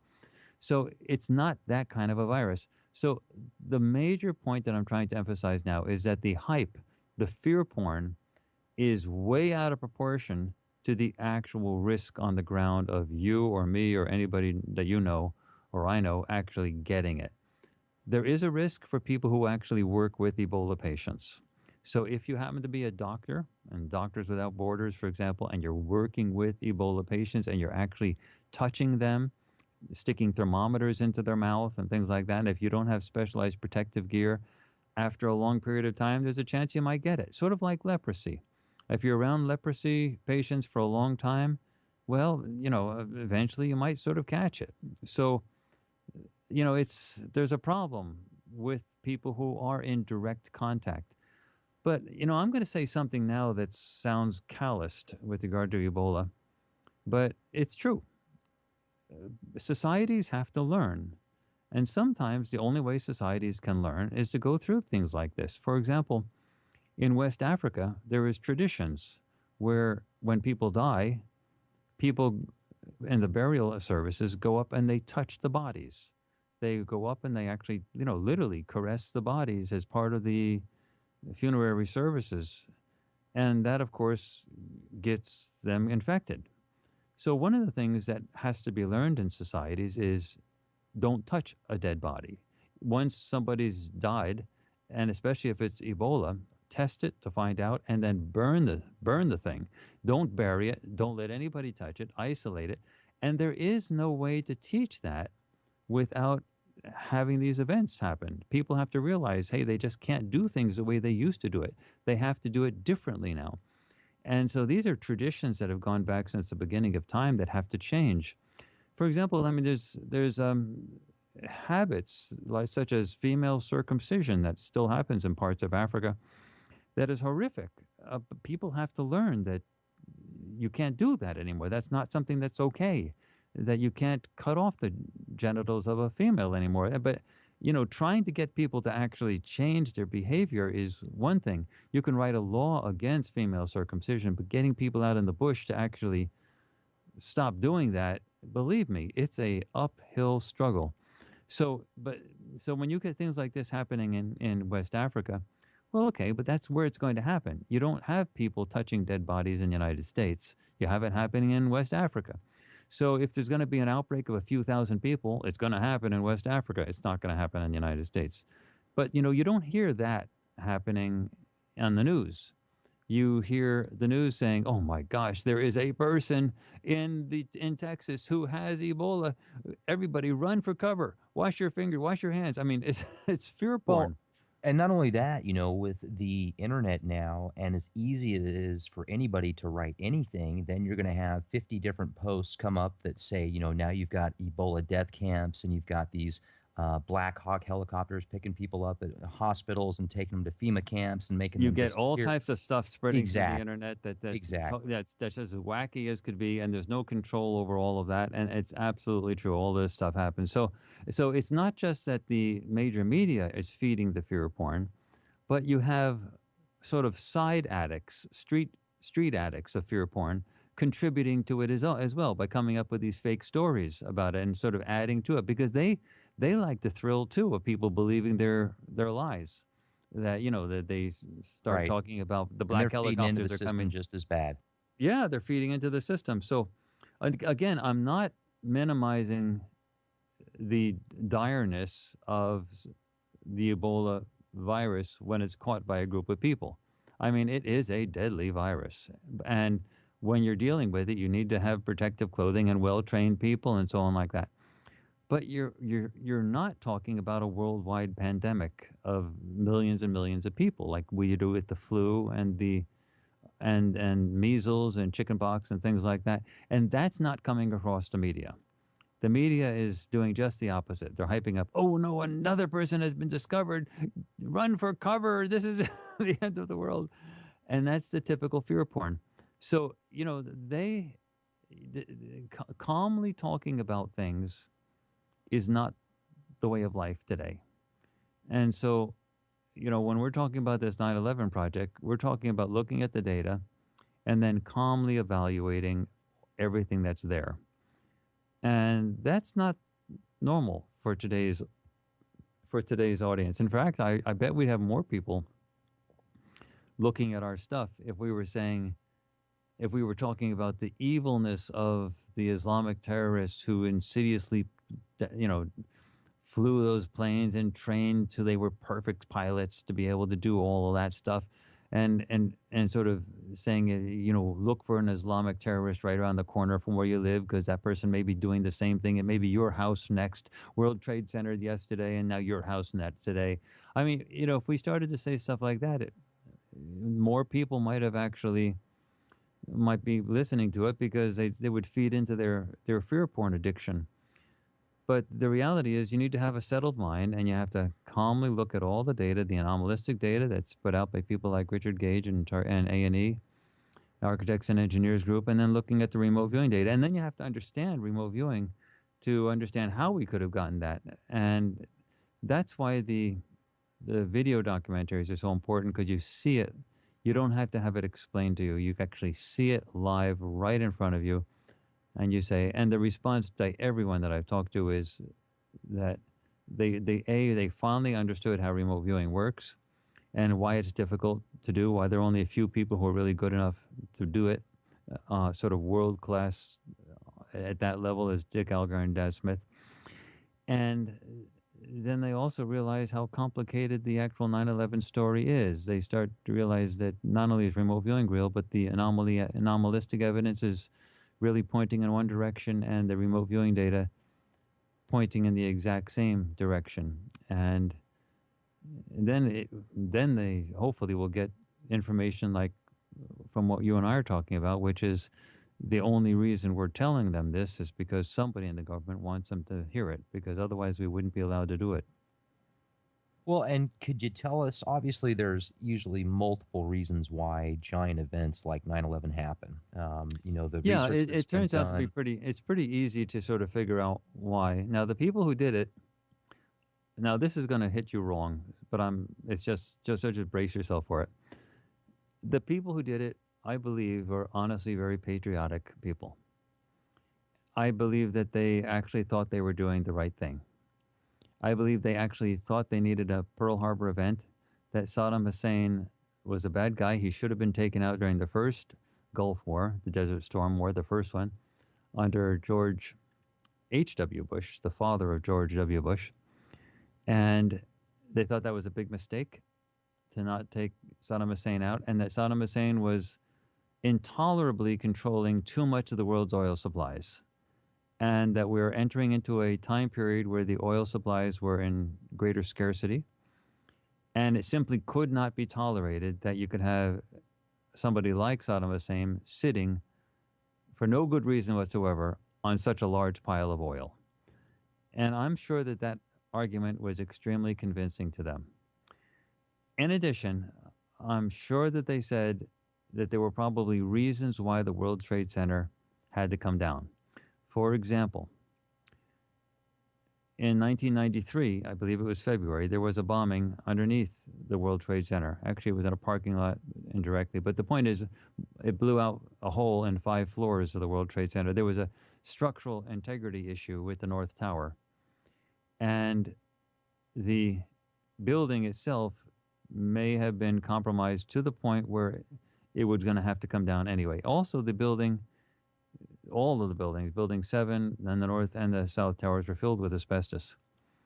Now, when you build a big building like that, it's not designed to be taken down. And the renovation of a building like that is a very expensive deal.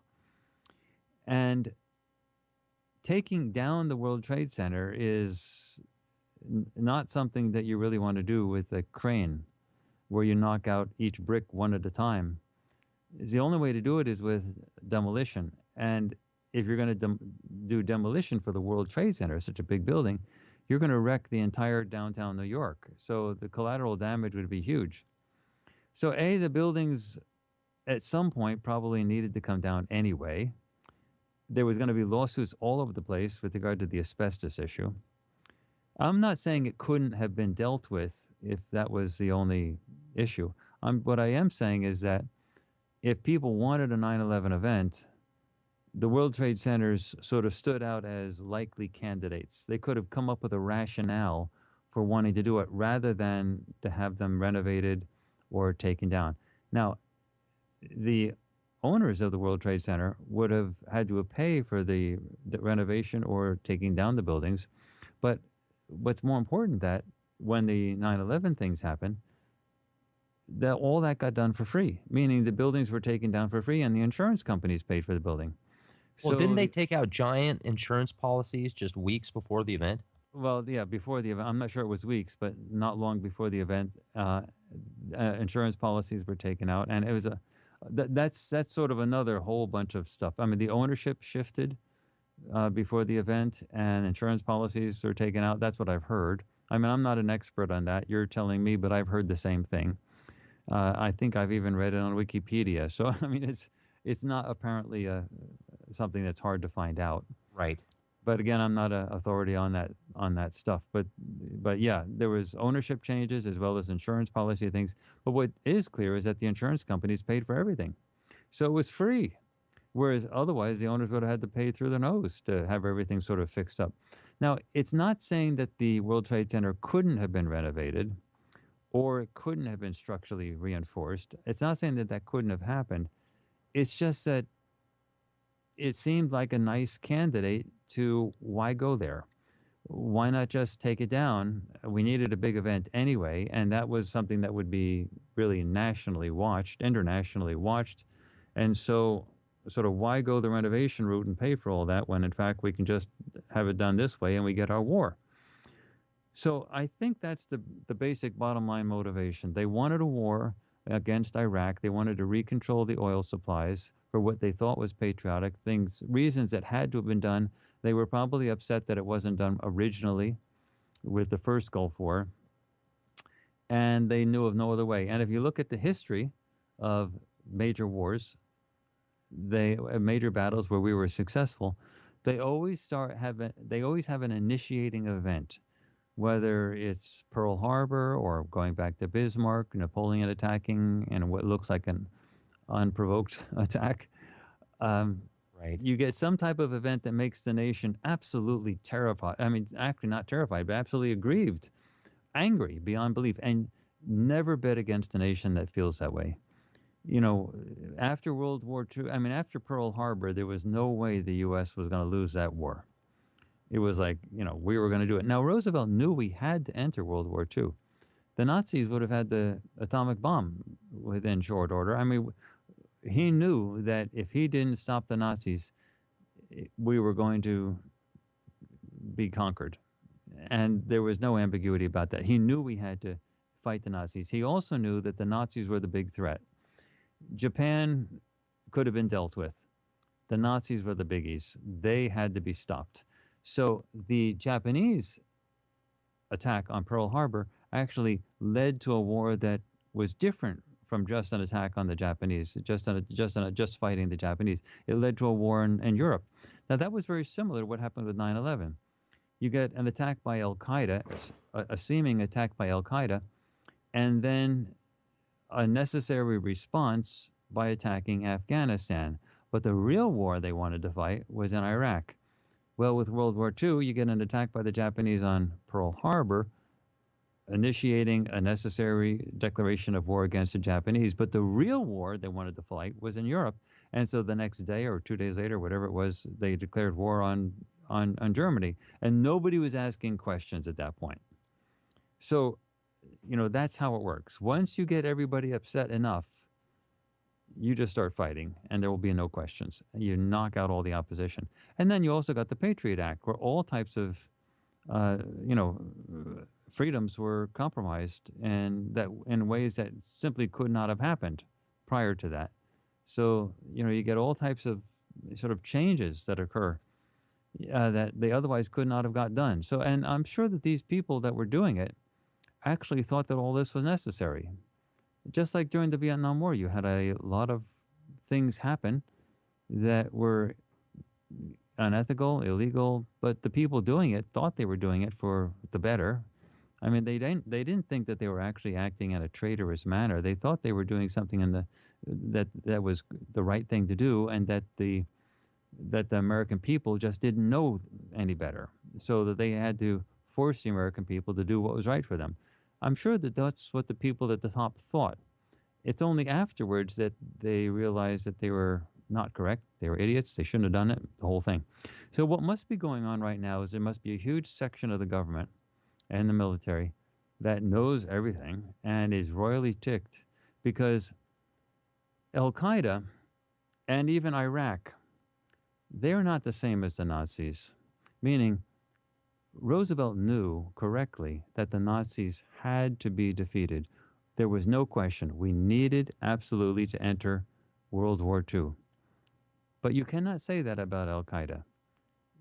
We had, ever since 1993, we had gotten the computer system that the Al Qaeda people use. We knew all the people that were involved in the Al Qaeda movement. We were tracking everybody. It was easy to stamp them out. It was easy to go after them. They were not the Nazis. They may have been a mean and nasty group, but they could be controlled. What was really necessary is that we fight this big battle in Iraq, and so you use those people to do it, to do the necessary thing. So the great ironies of the whole thing is, if these remote viewing data are correct, and I think they are correct, because I was one who orchestrated the collection of the data, and I know the quality of these viewers. And these viewers have enormous public track records and experiments at the Farsight Institute, going back many, many, many years, with many projects that we've had, often with public verification of the data collection process. I mean, we're an open book as far as that is concerned, squeaky clean in scientific studies. So when you actually look at what we do, it's very clear that these people are very believable, that their data are very believable. So from my point of view, it's clear that these events actually did occur the way the remote viewing events describe it.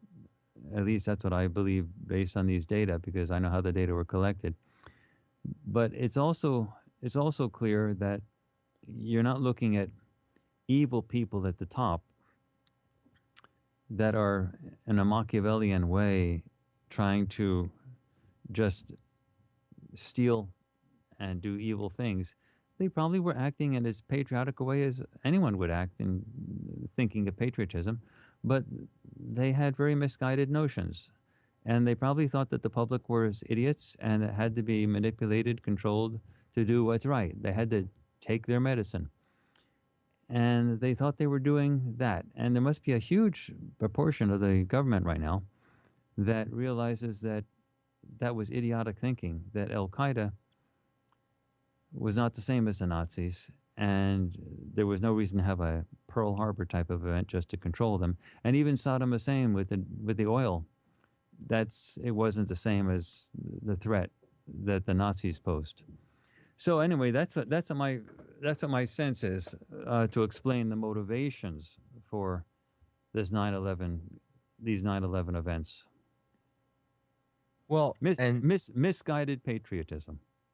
and you bring up some really good points. Obviously, the asbestos, the amount of asbestos that was in the buildings, the amount of time and money and effort it would take to, bring them down properly or renovate them. Now, Rex, that doesn't mean it couldn't have happened. They could have dealt with the asbestos stuff. They could have dealt with the renovations. But the issue is, given the fact that we are talking major renovations, lots of costs. I'm not talking a couple $1,000,000. We're talking, huge amounts of money, and also lawsuits for people who have been exposed to the asbestos. It was just it was an easy sell to say, why don't we just use them? those are the type of buildings we could use for this event. And why don't we just do it? I mean, you can connect the dots yourself, sort of. What's very interesting, though, is you can go back years and there is subliminal programming in not only TV shows and movies, but also cartoons of the Twin Towers going down before it actually happened. So, Now quite fantastic. that may not be subliminal programming. That actually may be very primitive, spontaneous remote viewing, meaning some of these cartoonists just look up in the sky and sort of say, "What am I going to do next?" And they can actually say, "What about the Twin Towers collapsing?" And so, a lot of times people have these very primitive remote viewing images come in and they do something, and lo and behold, that's what happens. That doesn't mean that those people were working for the agencies and subliminally trying to program the public to prepare them. I'm not saying it. I'm not saying that's not happening. I'm just saying that there can be other reasons why that happens. I would say maybe a combination of the two. I certainly wouldn't put it past that Yeah, you yeah. could have that type of, a vision where you see something happening and then it does. But clearly, for example, the Lone Gunman that came out 6 months, it was a TV show that came out 6 months before 9/11, portraying the event actually happening pretty much identical to the way that it did. I would say there's a little bit more to that than just visualizing something because it wasn't a cartoon; it was a TV show.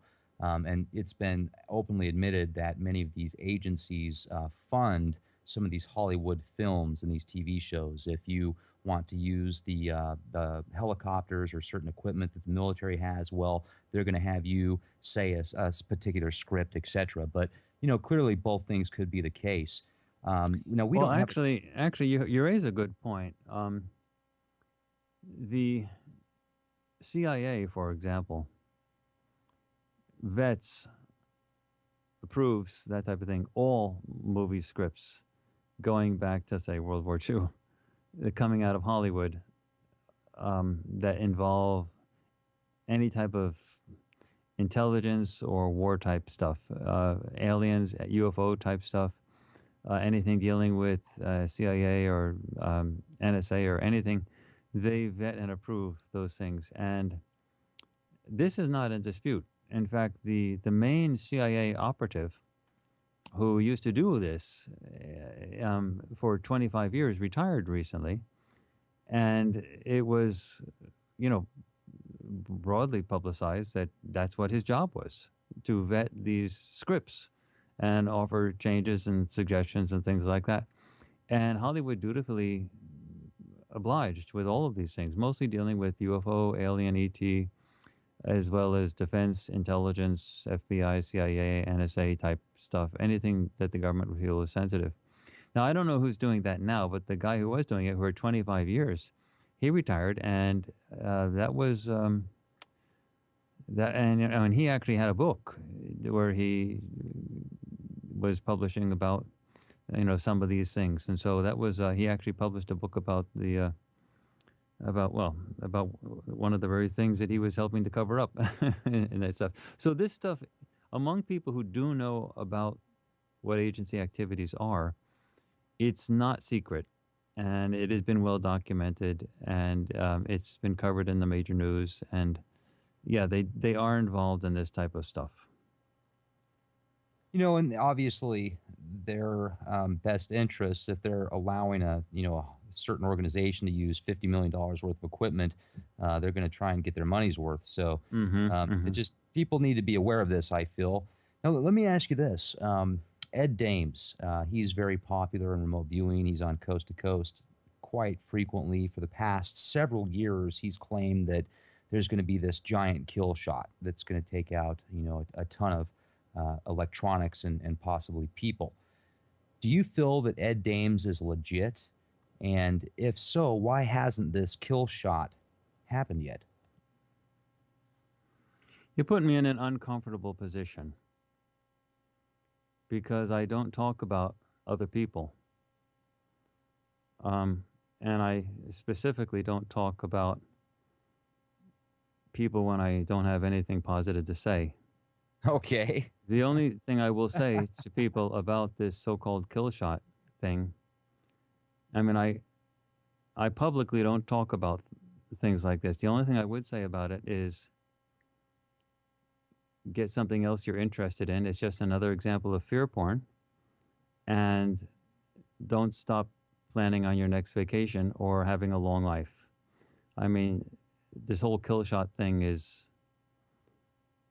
just something that when you say he's popular, or that whole realm is popular in the remote viewing, I would very strongly disagree with you. There's a kill shot audience, people that listen to that stuff, but that doesn't mean that the rest of the community that is involved with remote viewing thinks there's anything to that. So what I would argue is that if your audience is worried about that, I would suggest to that element of the audience that they're addicted to fear porn, and that they should go see a therapist. They should try to get out of it. It's not particularly healthy, although it's very widespread. It's epidemic. Fear porn is throughout the news media, and so it's very easy for someone spreading fear porn to come up with stories like that. And when you said is popular, what you're really saying is fear porn that's being disseminated is being listened to by a lot of people. Well, what's new about that? That's what I was telling you earlier. If I had come up with a different 9/11 story offering fear porn about Islamic terrorists around your corner, it would have been covered by more people, and more people would be listening to it. People are addicted to fear porn. So, that's so with regard to the kill shot thing, I don't want to talk about that person. I don't want to talk about other people. I only like to talk about what we do, but I do like to address the fear porn idea. Well, Get a life. Get a life. Start thinking about something else. Start taking care of your kids. Feed them lunch. Plan on how you're going to be retiring. Stuff like that. Let's look at, for example, let's look at CNN right this very second. I just dialed CNN.com while we're talking. Okay. So let's look at the stories. I'm just reading the stories coming down. Okay. First, CNN poll. Voters are angry. Second, Hillary backpedals on a claim. Boehner, Bush would have punched Putin. The next one, the deadly virus that's not Ebola. The next one, the boy tests negative for Ebola in New York. The next one, U.S. general in Ebola quarantine. Do you get the idea? Oh, it's then you get fear another one. porn and it's Hawaii, ridiculous Hawaii, topics that don't lava, really Hawaii. matter. Yeah, but listen to the next one. Hawaii, lava flows up. Lava flow speeds up. Do you get the idea? U.S. citizen killed in West Bank. Another one, trapped in burning car. But then the next one, protester shoves the British Prime Minister. Every single one of them is like adrenaline jolt, adrenaline jolt, adrenaline jolt. There is a lot of stuff that's going on in the world that's interesting, that's nice, that's happy, that's good, that you don't get any of that going on. What you get is the portrayal that everything is in absolute chaos. And that's what's selling eyeballs when you get to this mass media. So this kill shot thing is just falling into all of that stuff as far as I am concerned. This is just my opinion. So I'm saying just my opinion. Now, this does not say that there will not be a corona mass ejection coming from the sun that will, affect life on Earth in a major way.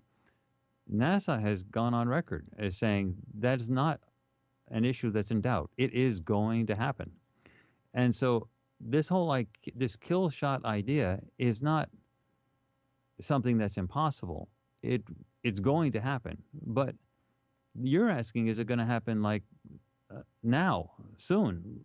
It's going to happen eventually, but whether it happens 1,000 years from now, 500 years from now, 10,000 years from now, I mean, we have good historical records that coronal mass ejections have scorched the earth before and knocked civilization down to its bare knuckles, and we've had to grow up again. For example, if you look at the ruins of Göbekli Tepe in Turkey, this is something that has been talked about by academics such as the one who actually wrote a book called Forgotten Civilization. And let me get the, while we're talking, let me actually get his book out. Um, Robert M. Schoch, where he's a Boston University professor, and he's written extensively about literally stuff just like this, where a coronal mass ejection will happen, uh, literally plasma scorches the earth, and the ruins at Göbekli Tepe date back 10 to 12,000 years, and they are as complicated as the pyramids, and it's essentially a city that is buried, and the owners buried it on purpose. So obviously they were trying to protect themselves from something, and Robert M. Schoch goes through the evidence that suggests that they were protecting themselves from something coming from above. That means a solar type of thing. So these things do happen. The question is, are they going to happen right away? And do you need to pay for someone's expensive survival seminar in order to find the safe zones? I mean, the whole thing is Right. ridiculous. Well, and we've only got about 3 minutes left here, but I'm definitely glad you brought that up. And not only that, if everybody feeds into this doom porn or this fear porn, and you've got 5 million, 10 million, 100 million people focusing their energy on something negative, that in return might cause something negative to happen faster. And are you still with us? Well, yeah, this is the law of attraction. This is the idea that you get what you think about. Right. So And you fear cry porn wolf. yeah. Fear porn leads to more fear porn, leads to more fear porn, and so on.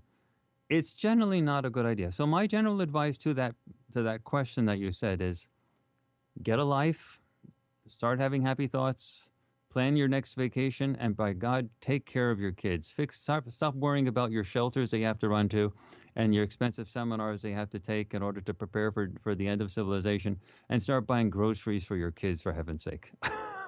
Right, right. Focus on the now. Pay attention to Yeah. now. Be happy that you're here. Buy textbooks, get your kids off drugs, get the grades up, stuff like that. Right. Focus on the now. Well, Courtney, it's always great talking with you.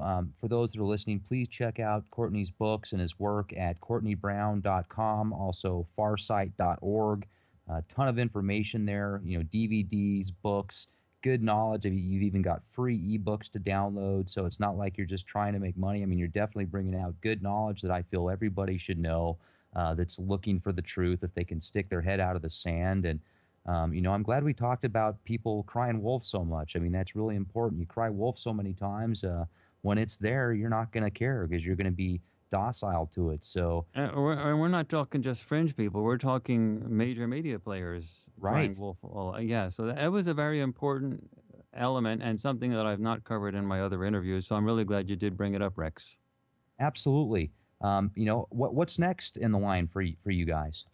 Okay, now when I was asked previously if we'd ever do the 9/11 project, this is as after I was being interviewed about the Atlantis project or the Giza project, I swore to people on radio we would never do the 9/11 project.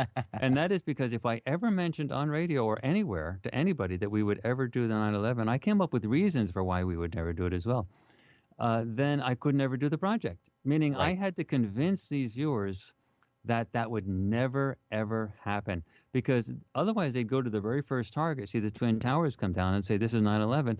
And so they would have got the target right. They would have described the target, but that means they would no longer be doing anything blind. They have to have doubt. I mean, huge levels of doubt. And it worked throughout the entire data collection process. They were screaming, basically, this can't be 9/11. Courtney on radio, he's on record swearing he would never be that. What is this thing? So they just kept on. They didn't know what it was, and they kept blind, and they kept in doubt all the way to the very end. It worked like a charm. So now you're asking me what's next. So I'm giving you this I'm giving you this piece of information. If I told you, I'd be lying to you. That's Because fair. if I told you the truth, I could never do that. Well, Because then, the remote viewing has to be done under blind conditions. So I might as well just tell you I can't tell you. Uh, can I can I recommend a few things before you go? sure. Okay.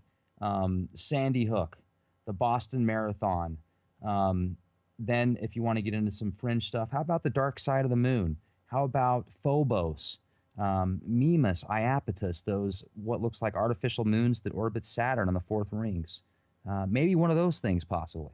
Actually, there's a lot of projects dealing with things like that that we've already done that are freely available on the Farsight Institute's website, farsight.org, Farsighd, like seeingfar.org, O-R-G, because we're a nonprofit.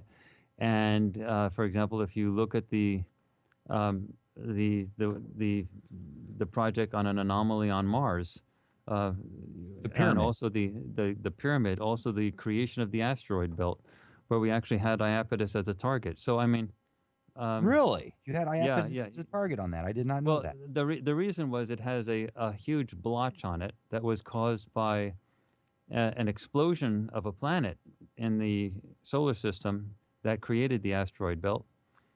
And that explosion produced a shock wave that went throughout the solar system, and it hit Iapetus.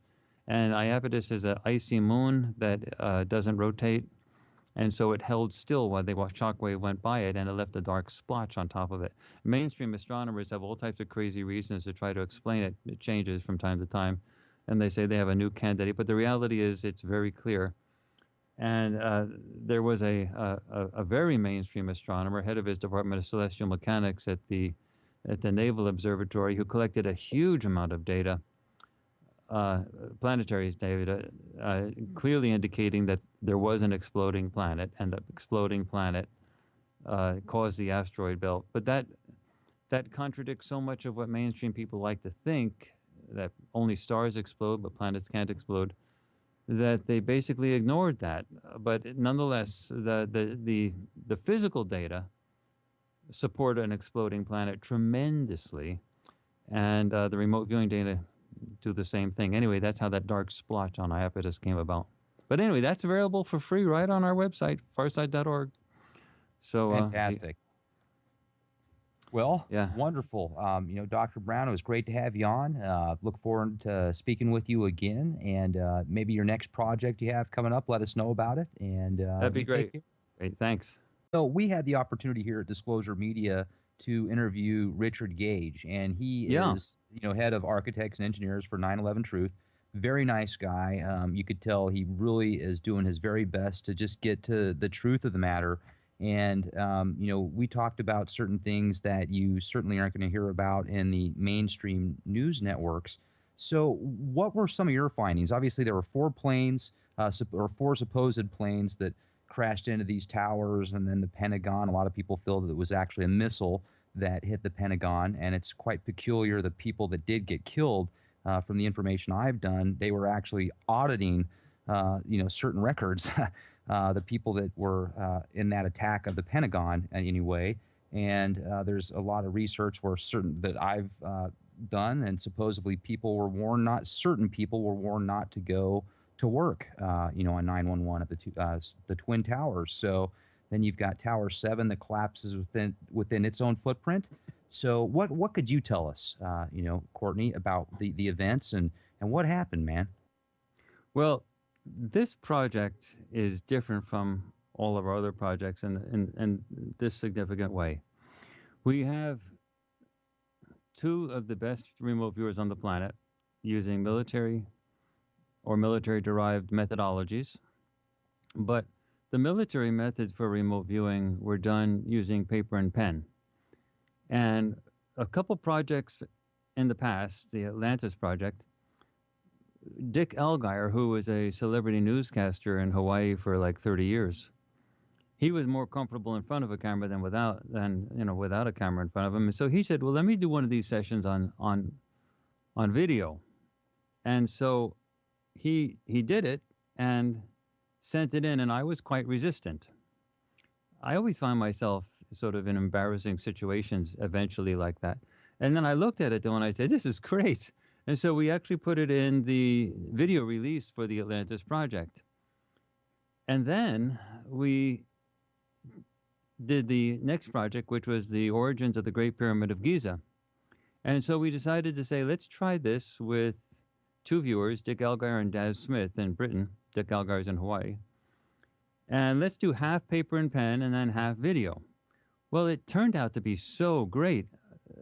having Daz and Dick do their sessions live under totally blind conditions and coming up with those results. You see the buildings collapse. They had no idea what the project or target was about, but they described everything perfectly. And when they described the backstory with the guys arriving in jumpsuits in vans in the middle of the night, lacing the buildings with explosives, I mean, it's just startling. And when you see the Pentagon stuff, which we can talk about again, more about, and find out it was a missile, not a plane, and that then you look at all the anomalous physical evidence, you realize that everything that's anomalous and physical matches with the remote viewing data, but it doesn't match with the governmental story, the official, what some people call the official conspiracy theory. And so the thing is that when you hear what happens, it's one thing. Me telling you what happens is one thing. But when you see it live, it's a whole nother thing. You know, when you have an eyewitness report in a court case, think about what you're doing. You're in a court case and you have lawyers grilling a eyewitness. Now, the eyewitness is trying to remember what she or he saw. Remote viewing is different because when you remote view, you're actually witnessing it in real time right there. And since it was caught on video, standing up in front of whiteboards, fully engaging with the camera, the viewers describe not what they remembered they saw, but what they are seeing right then and there. So you as the audience actually know what the target is and know what the project is all about. But you're looking at viewers that don't know, yet they're describing everything perfectly. It adds a level of credibility that has never been achieved before. So there are two reasons to actually watch the video. The first is to find out what happened with the 9/11 incident. The second is to see what happens when you have really world-class remote viewers do this type of thing. You see them describe all the verifiable components, and then you hear them say they're trained to sort of investigate. So they went in to the building, saw what happened, went back in time, saw the explosives being laid in.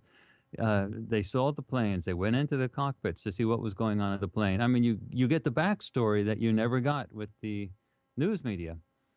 And that is really astounding. So for this interview, what I'm going to be doing is I'm going to be talking about the remote viewing data as if very detailed descriptions of how the pyramids were built, and they had no idea what the targets or project was all about. They were doing under totally blind conditions, yet they were both drawing these pyramids perfectly, and how the construction was put together.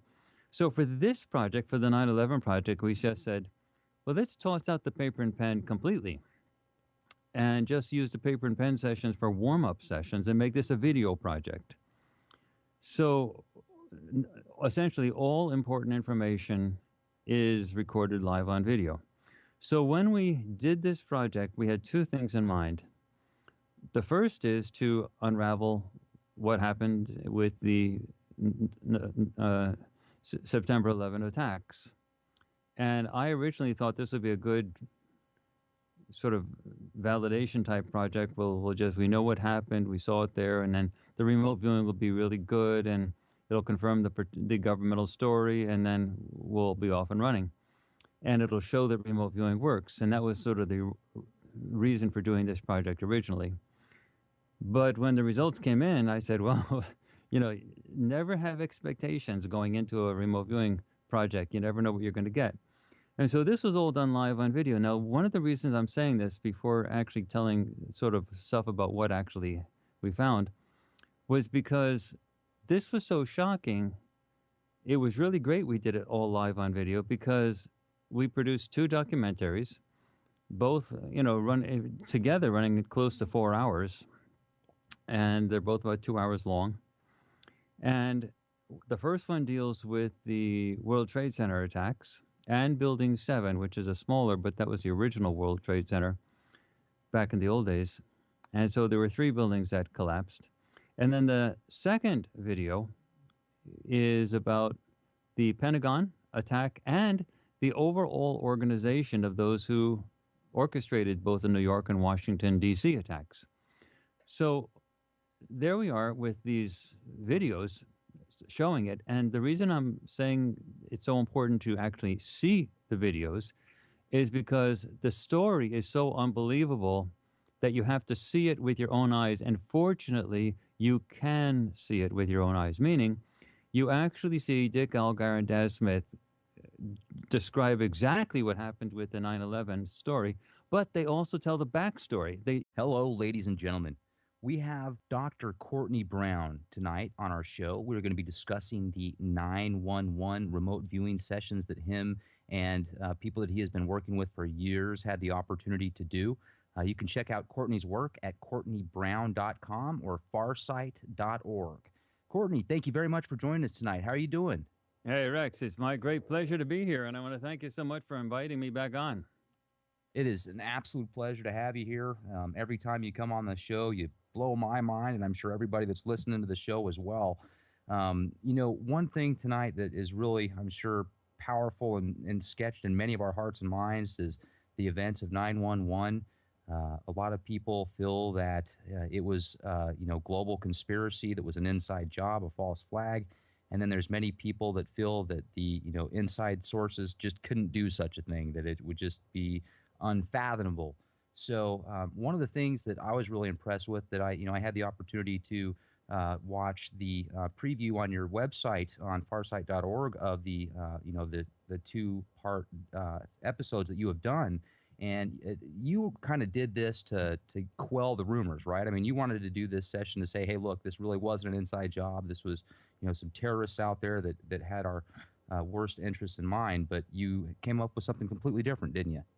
Yeah, actually, that was exactly what happened. I mean, I saw the events on TV just like everybody else, and I just assumed that it was what it was. But there were conspiracy theorists out there, and I didn't really take them very seriously. But when I started getting these remote viewing sessions done by Dick Algar and Daz Smith, who are the arguably the two best remote viewers on the planet right now, I, and I wrote up the targets and I controlled the study, and I knew there was no information leaks. They did it totally blind, and they were both coming in with identical information.